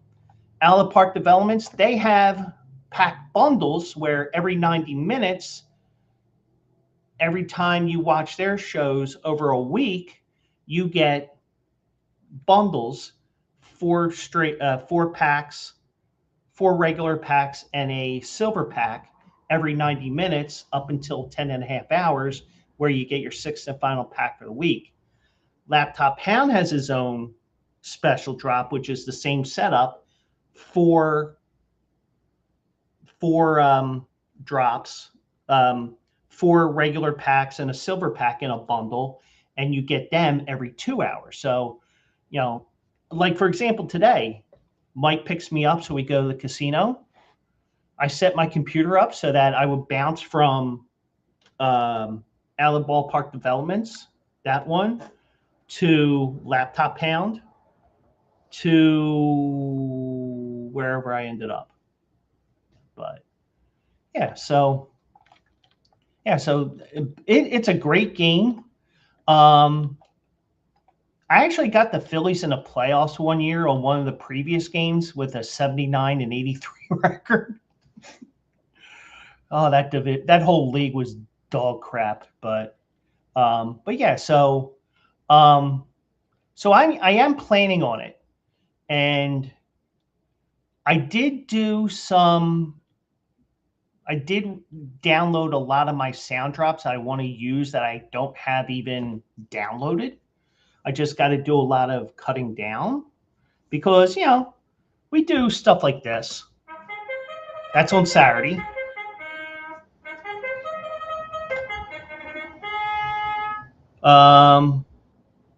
We have this one, and every time I see the Phillies lose, I think this. And there's some of these I won't play because, I might get into trouble.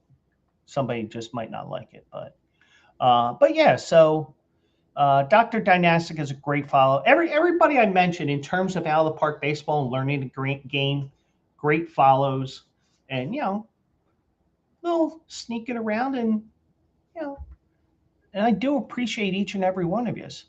So let me just see anything I missed here. I did do the announcement. I talked about Vrabel and Russini. Taijuan Walker is gone. Oh, the other Flyers thing I wanted to mention. Now, you've heard of the 999 challenge. Here's my coach.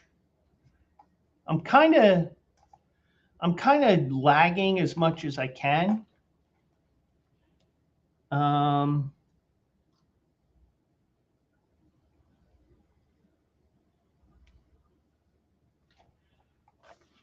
Now, the 999 challenge, it's 9 beers, 9 hot dogs, and 9 hot dogs, 9 beers, 9 hot dogs, 9 beers. My mind is...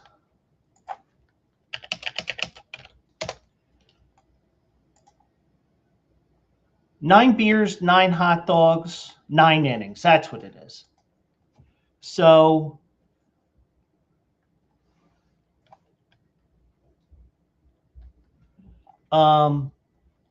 this is from DraftKings on X. And I'll share my screen again. The Philadelphia Flyers this week introduced the hat trick challenge, where you have to finish 3 cheesesteaks and 3 sides of fries during the game. Now, you can upgrade it to a power play by adding on a pair of beers. Now, for $45, that ain't bad. And SJ's now texting me.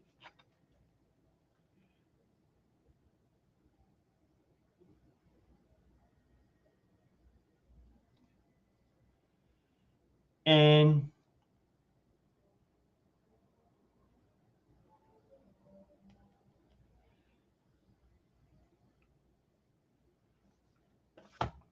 so now, before Ozempic and before Mounjaro, I would do this cheesesteaks and fries. And hell, I'd even throw in the 2 beers if I didn't stop drinking. If I was still drinking. I could do this.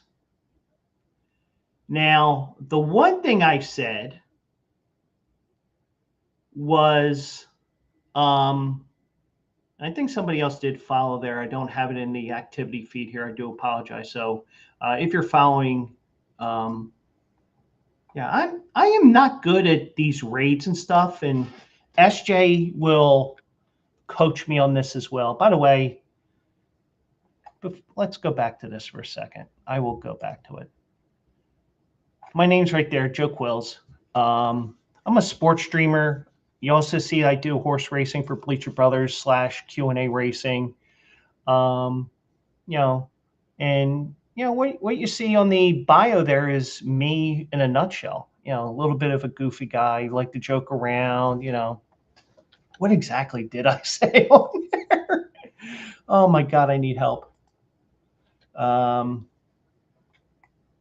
My bio is former customer service rep. Yeah, SJ is now laughing at me, even though that won't. Former customer service rep turned into a sports streamer with the occasional games. The occasional games are coming, people. Some deep thoughts, some shallow, but a lot of fun. I try to make this fun. And now everybody knows that I'll be gaming soon. SJ loves the game, so you should follow her as well. You should follow her because she's going to be back at it soon. And when she does, what video is that?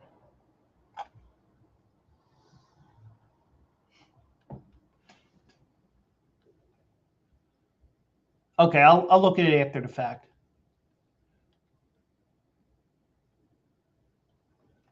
The wide receiver we drafted.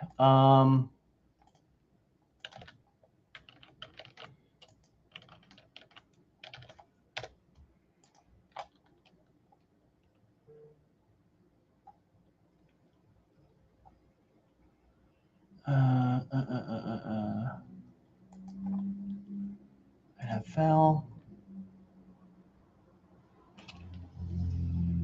I know you're talking about the kid from USC, but I'm just trying to get the rundown here.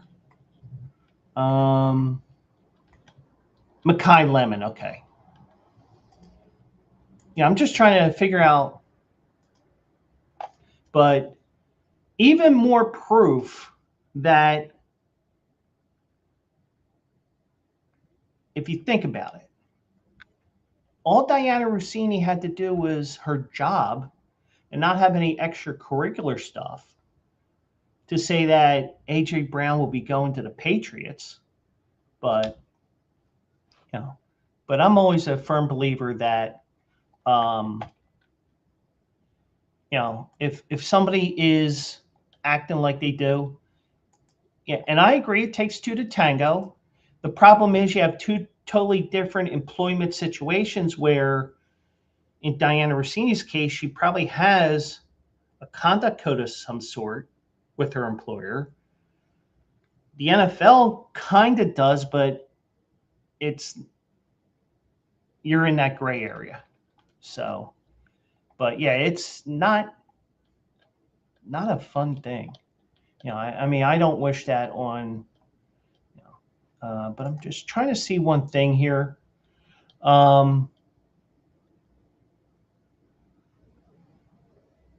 Both should have been reprimanded. I agree.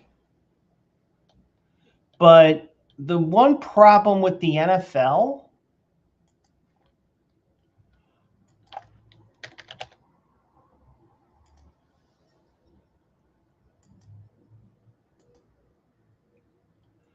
the problem is when it comes to the NFL, you know, they're looking more for law-breaking stuff. Like, for example, when a player punches, you know, like, for example,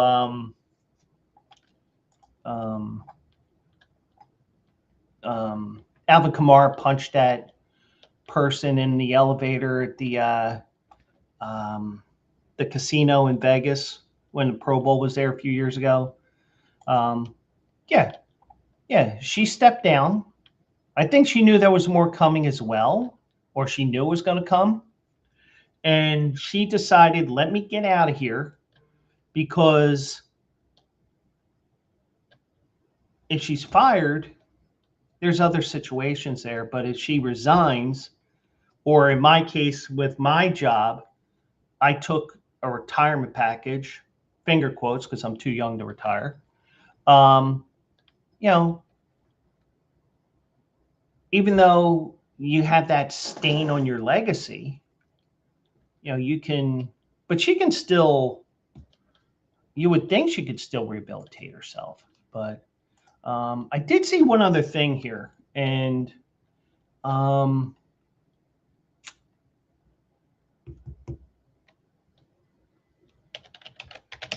me just Google something here, because I want to make sure here, because of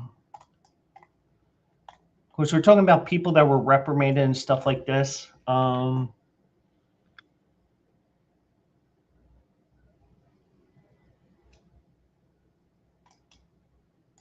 Okay.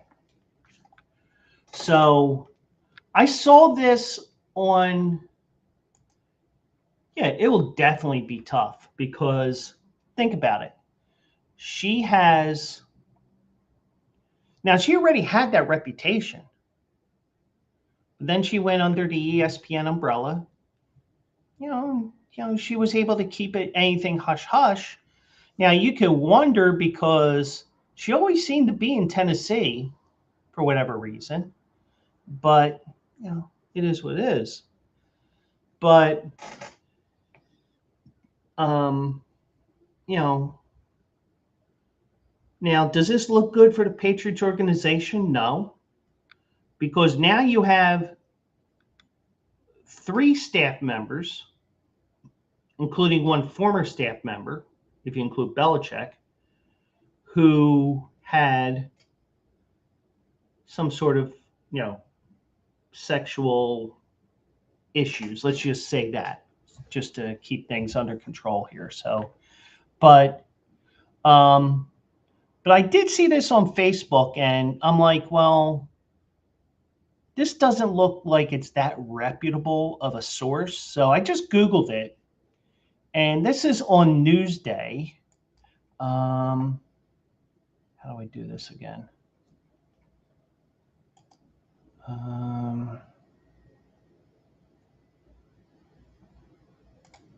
There it is. So we're going to go into reading mode. And this is from Newsday. And it won't let me show it. God. Oh, and on top of that, I am not getting a subscription just so I can tell you the story. But so Trevor Bauer is back in the United States. He is with the Long Island Ducks of the Atlantic League. So now that I see this on Newsday, it substantiates that post I had on Facebook. Trevor Bauer said that he has been blackballed from Major League Baseball. And he's the type of person, he's the type of athlete that says, hey, I'm not looking for the money. I'll play for the Major League minimum. But Major League Baseball did suspend him for a year and a half because of the rough sex, rape, whatever the accusations were exactly, because, I don't want to be wrong, but, there was something happening, but it never got to criminal court or anything like that. So it's some people are like, well, we don't, it's like, well, if he didn't get convicted, it didn't happen. Not true. One thing I will always tell you is, and I say this with everything that's collective bargaining, union discipline and stuff like that, just don't put yourself in that position. He got himself in that position. He got himself in trouble. That's what he did.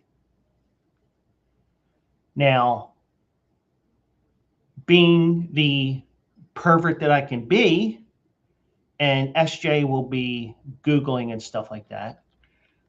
Now, if Trevor Bauer can pitch in Major League Baseball, can still pitch, and he can keep his nose clean, because I think there's other things as well. I think it's more than just the incident that he had with a couple of women alleging rape. There's also not a good teammate as well, I believe.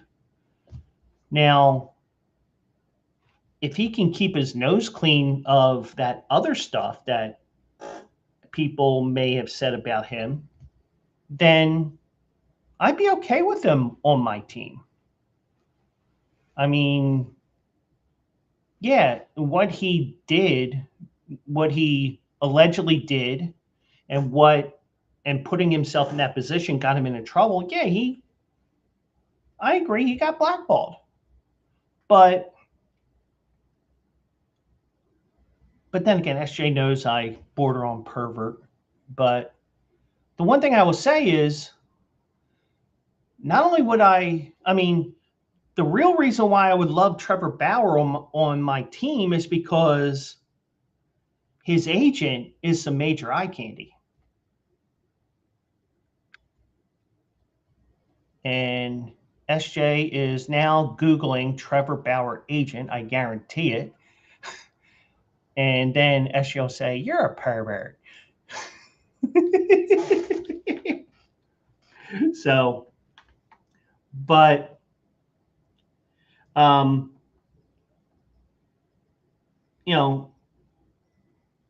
one thing is, unlike a lot of people that will say, well, he was never found guilty in court, so he didn't do it.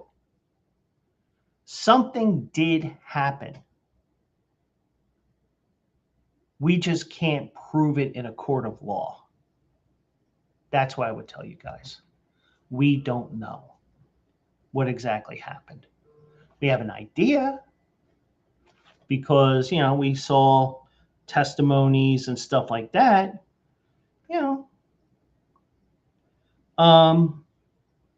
but I would definitely say, is he being blackballed? Yeah.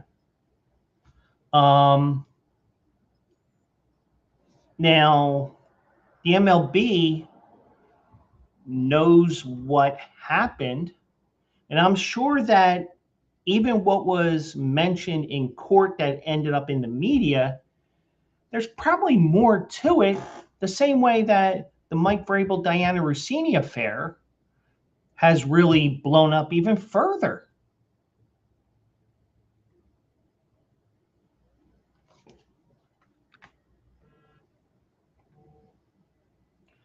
So I would be willing to give him a second chance if he can. Whoops. That was a misfire. I have my soundboard right here, and I was going to put the phone here so I can see my phone go off with a couple different things, and we ended up with Mel Gibson there.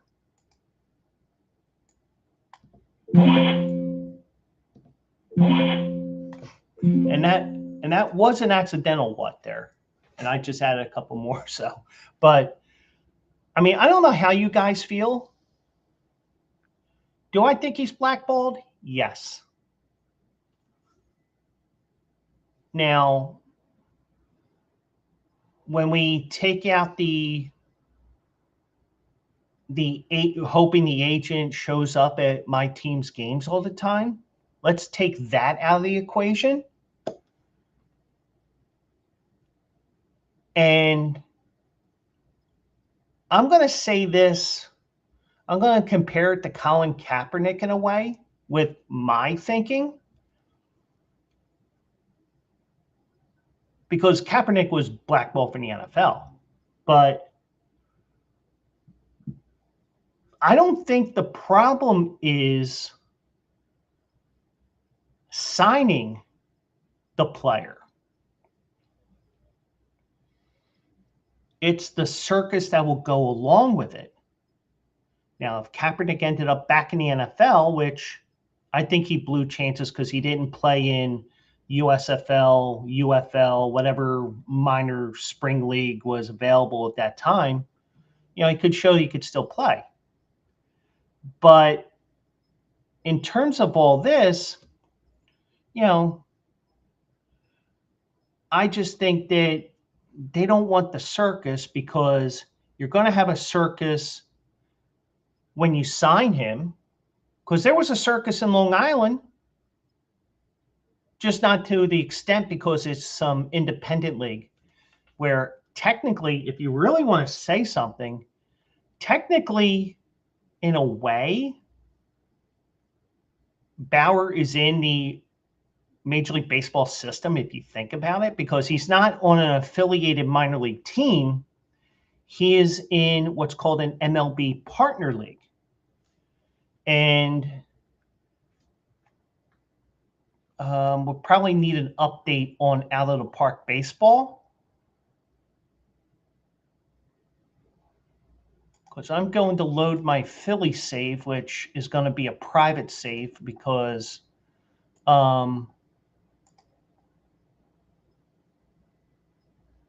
I do have a theme.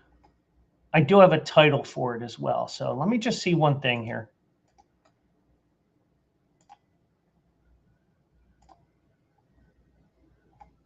Okay, what I thought.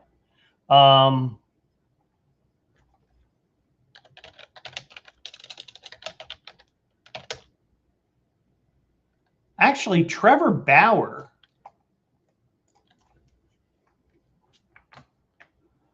because he was playing in the Mexican League and also the Japanese leagues, or was he? It was Japanese, right? Let me share my screen here again.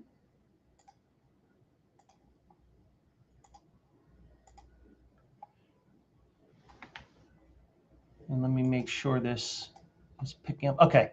So from what you can see here, the game technically has him as retired because he was playing in the Mexican League and the Japanese League, two different professional leagues in countries, in foreign countries, that out of the park baseball does not have an agreement with. So what they did was, well, if he was, if he was blackballed or whatever, he has been playing in any of these two leagues. So as a result, we'll just retire him. Now, if out of the park baseball does give an update on the game, and they do have updates every once in a while, a lot of times it's issues with different things, you will have these updates, and you may see Trevor Bauer, instead of being retired, being on the Long Island Ducks, which means that you could actually sign him to your major league team. So just some things I want to show SJ, especially. As you can tell, my team sucks right now. It's 1-3, 2 games out of first early on. So this is the main screen, SJ, if you're paying attention.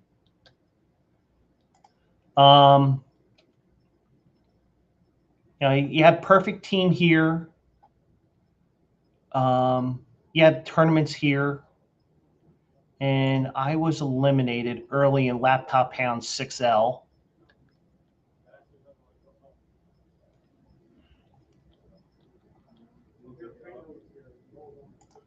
Yeah, I lost 3-1. Okay. But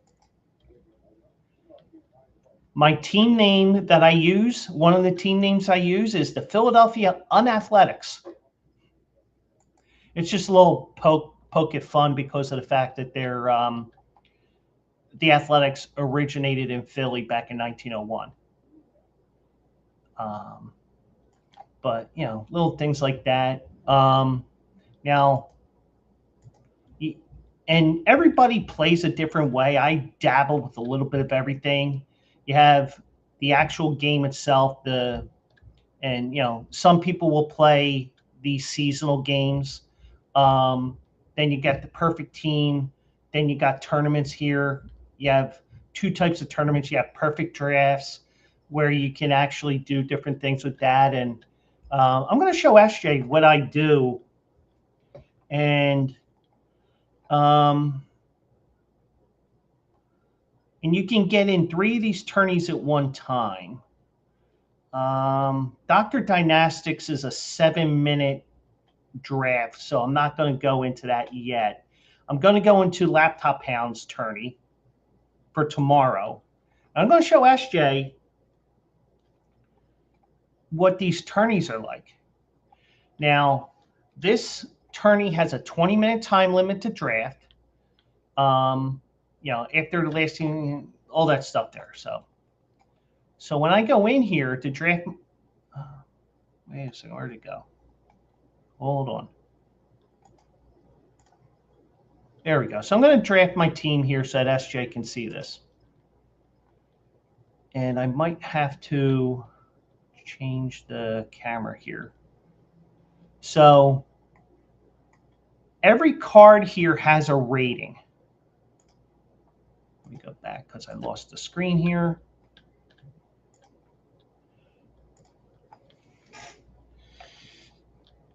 Every player has a rating. Now, Laptop Hound, he is a fan of these lower level players. You have silver, which are rated from 70 to 79. You have bronze, which is 60 to 69. You have iron, which is 40 to 59. And he has a round for the higher irons, which is 50 to 59. And the final round is the lower irons, which is 40 to 49. So in this draft, you pick 26 players. The tourneys are going to be set in the year. It's going to resemble the year 1993 with how the game plays out. No designated hitter. And going to be playing at 1977 Olympic Stadium. And what they do is they give you a left hand, right hand breakdown of average home runs. So a little bit easier to hit a home run right-handed, I believe that's right. I mean, but then you get into doubles and triples and stuff like that. They give you it tends more to doubles and triples. It tries to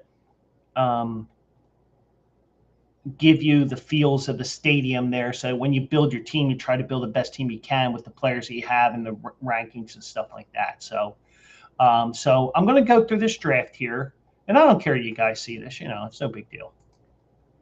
I did win a 6L a couple of weeks ago. So here's your first round, and this is all perfect cards.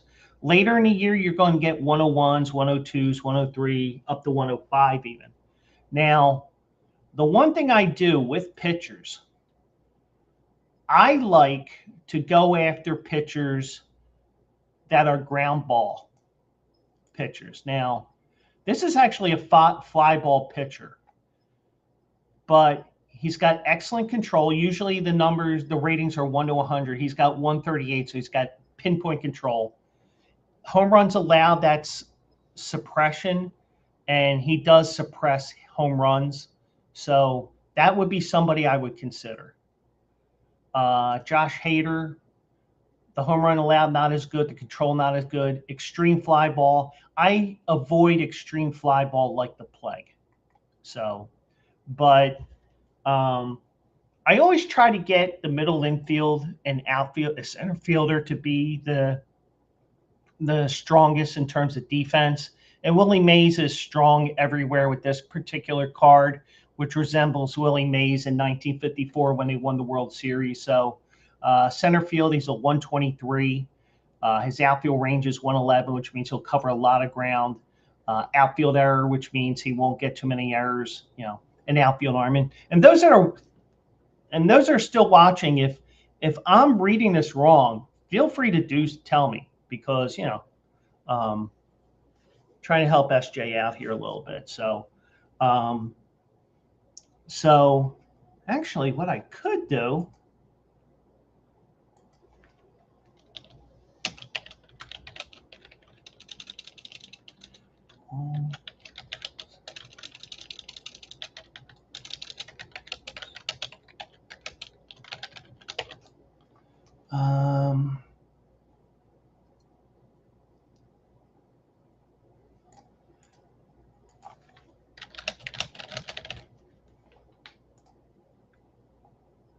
there we go. So I changed the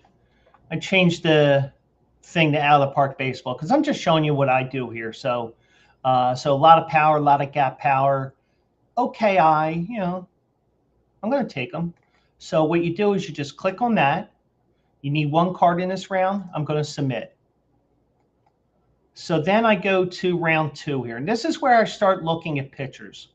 And I'm going to look at Cade Cavalli, neutral, HRA, Bullet Joe Bush, 69. Nice, but not too nice. Home runs allows the ability to prevent home runs. So in this type of environment, I would probably be a little leery of that.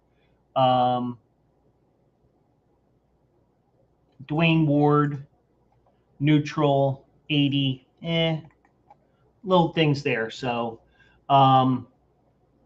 so now start looking at catchers. Great defense there, has some power there as well. Trying to get that strong middle defense. So I'm going to use him, unless he's okay. And then I'm tempted to do Jim Thome, but his defense is ass. You know what? Screw it. We're going to go Jim Thome here, only because he does have the great eye as well, so he'll work walks. It's just, if I were, but he's a corner infielder, so I'll go with it. So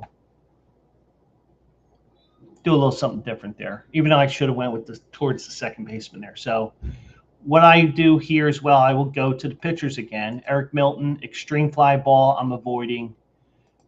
Yuki Matsui, extreme fly ball, I'm excluding. Dennis Leonard, the HRA is really low, fly ball pitcher. So I'm going to start looking at the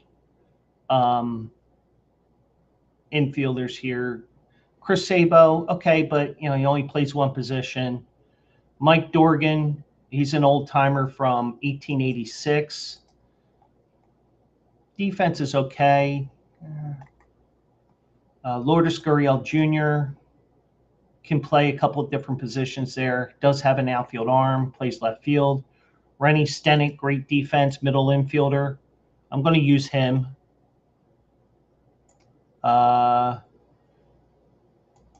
Jim Northup has the outfield range, but doesn't have the great other outfield numbers. Ketel Marte, this is when he was with Seattle in 2015. Does have the infield range, does have the infield arm, especially with the fact that he's a shortstop in this game, but they can use him at second base. So, but I did draft the second baseman. Jordan Lawler on the third base side, gap power, has pretty good eye. And one thing I look for is, different positions, and still strong at those positions, because you might have a game where they do play out of position or whatever. But so I'm going to take him. So right now I have a catcher, first base, second base, third base, and center field. Now, these cards that are coming out, you're going to get 12 catchers overall, 12 first basemen, 12 second basemen, third baseman, shortstop, left field, center field, right field. And you get 28 starting pitchers and 28 relievers. So that gives you an idea of what's coming down the pike and also what you have so far, so you can try to fill out and balance your team as much as possible. So with pitchers here, Fred Green, extreme fly ball, I'm trying to avoid that. Don Brennan, neutral, Rich Gossage, fly ball pitcher, Greg Weissert, Ed Holly, extreme fly ball, I'm avoiding. So, like, for example, we got a second baseman already. So Jared Young, Jordan Walker, but he does play a bunch of different positions. Jim Bottomley only plays one position. Adam Jones will play right field if he needs to. You know what? I do have a center fielder, and maybe even if he does play right, he does have a cannon for an arm, so I'll take that. Ezekiel Duran does have an okay arm, okay range. Yeah, we'll take him. So those are the two there. We submit that. So some of the things here,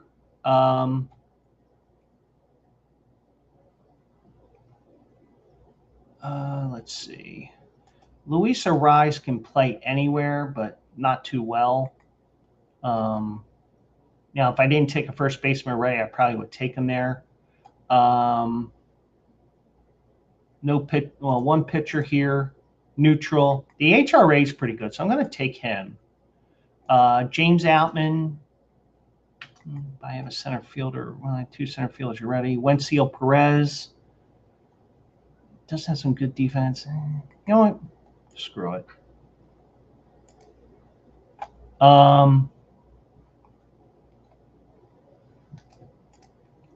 Neutral there for Tim Cruz. Will Warren. SJ will tell me to take him because he's a Yankee. Bob Miller. HRA is almost off the charts. Baseball Dreamland, welcome in. No problems there. Welcome in. Going to give you a second shout out here. And one thing I will say is check out his stuff, even on YouTube, because his stuff is amazing. Promotion relegation, especially, because I'm trying to do my own promotion relegation thing. It's just, ADD, ADHD takes over, that sort of thing. So Bob Miller, I'm going to take here. Chris Carpenter he's a fly ball pitcher. Sam Mealy, we'll take him because he has good defense. So we got a right field. Well, I should have taken a left fielder there, duh. But, some of the things I do here, Brad Lord, fly ball pitcher, Joe Table,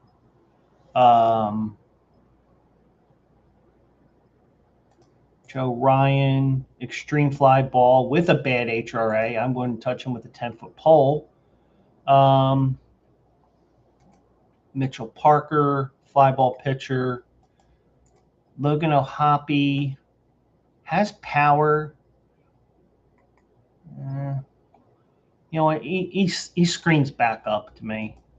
Hayden Birdsong fly ball. What was the one with each? I need starters too, so you know what?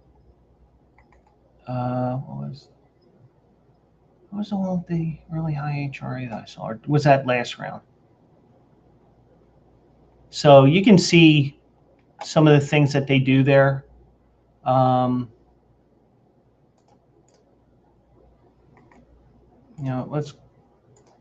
Let's go Hayden Birdsong. I had the two catchers, so I don't need another catcher. Jerry Garvin, neutral. Ryan Bergert, extreme fly ball, no. Ramon Laureano, left fielder. He has that arm there, so that's definitely somebody I want to grab. Scott Barlow.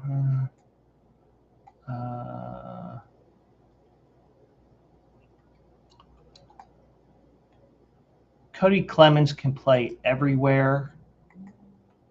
So let's do that. So I'm focusing mostly on pitchers at this point and maybe a couple of backups. Extreme fly ball, no. Brock Stewart, extreme fly ball, no. Fred Beebe. See, the only thing is with the way that I do this, I get myself in this situation where I got to start drafting those type of guys. David DeLucci.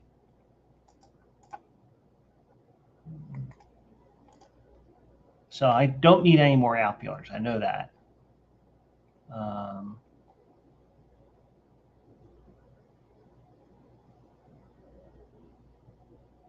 I hate to take a guy who only plays one position like that, but I will. So, so I go through the pitchers here again. HRA is pretty good. Neutral, good HRA. Mark Clark, neutral. I'm going to start needing pitchers here. Ground ball pitcher. Even though the HRA isn't good, I tend to go after those ground ball pitchers.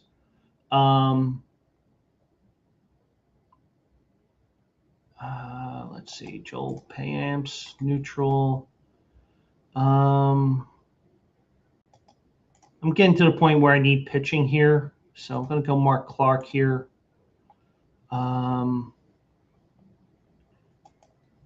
So my whole preaching of ground ball pitching and stuff that I like to do, extreme ground ball, yes, please. Now, I may be putting 2 and 2 together and getting 6 or 7 here. I admit that. But it has worked in the past for me, so I'm going to go Mike Fetters as well. So there's 2 more. I get to pick 3 here. I'm going to go early win here, I think. Fly ball. But I need starters, so. So I got 8 pitchers right now, 3 and 5. Kerry Woods extreme, yeah. Ches Buchanan neutral. Cade Gibson a reliever neutral. Jonathan Bowen, fly ball pitcher, so I'm kind of avoiding that. Gene Conley, fly ball. All right, so I need pitchers here. So we'll go there. I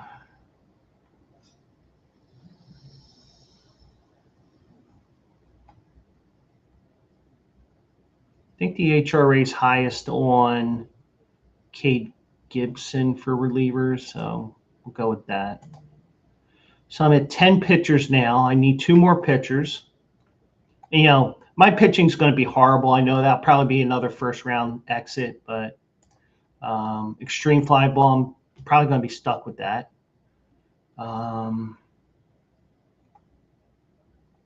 Do have 3 starters to pick from, so that's good. So 62 there. Lady Baldwin, 61. And Brian Fisher, 74. Just because of the HRA, that's who I'm going to go with there. And fly ball pitcher, 65. Extreme fly ball, I'm avoiding, even if that HRA was half decent. Urbano Lugo, extreme fly ball, 57. So I will go with Eisenstadt there. And now that is my team that's going to be in this tournament. That's tomorrow night. It starts like 9 o'clock, I think. So this is my team. And I pretty much keep things the way they are for the most part. But the one thing I do is I used to do yes and just have my pitchers come in here. But with the way that these tournaments are, where you're playing every day technically in this fictional world, I go in only in crucial situations. So that's the only change I'm going to make. It's all set. We're all ready to go for tomorrow night. And I did do that because of the fact that we do have a I did do that because I know SJ is like, oh my God, I might have to try this. So just gave her an idea of what this game is like in terms of that portion of it. And I can show her other portions in the free time. So, oh my God, I've been talking 2.5 hours. But that is out of the park baseball with some of the things I'm doing here. So what I'm going to do is, and SJ was saying, hey, you should be doing these, you should be rating out. And I'm going to do that tonight. And if you're watching on my YouTube or the Bleacher Brothers YouTube, this is why you need to come over to twitch.tv/Joe Quills so that we can continue the viewership. And I appreciate everybody here tonight. Baseball Dreamland for rating, Dr. Dynastic following me, Ken Beck's following me, everybody for watching tonight. Hopefully this is the start of a great friendship with everybody here. My Joe Quill show, which is my general sports shows, they are Monday, Tuesday, and Thursday, 9 p.m. Eastern. I usually don't go 2.5 hours. I planned on an hour and a half. And then we got that raid, and you know, I'm glad to entertain and make a fool of myself as well. So Monday, Tuesday, and Thursdays, 9 p.m. Eastern is that. I am thinking right now Wednesday, Friday, Sunday for Out of the Park baseball, but I think I'm going to wait till after the Kentucky Derby because I am going to be swamped next week. Actually, I'm going to be swamped starting whenever. So we're going to do that. So, you know, I just have to make sure my alerts are correct and everything else. But I do appreciate each and every one of you for joining me tonight. I'm appreciative of everybody every time you join me. And I do appreciate yous. I appreciate all of you. Not yous, all of you. I'm starting to talk about what's a ute. And I come up with these goofy things from time to time. But I do appreciate everybody. And I try to do it all the time. We are going to raid Ezra Denny. At least I think I saw him on. Where is he? There he is. We are going to raid Ezra Denny. He's playing Out of the Park baseball. He is doing he's doing a perfect team draft right now as well. So you get to see that as well.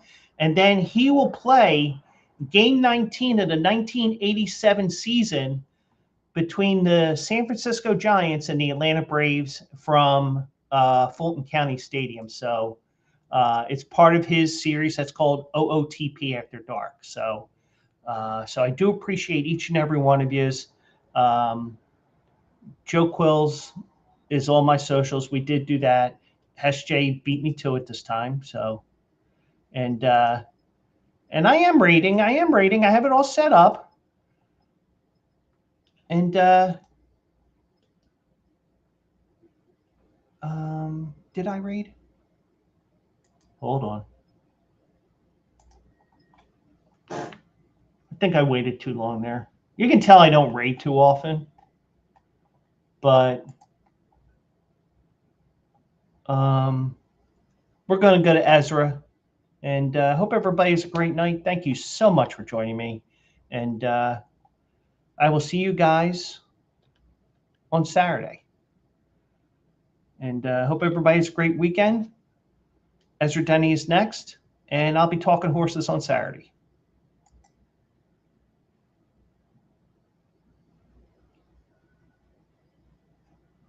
I don't think my raid went through the first time.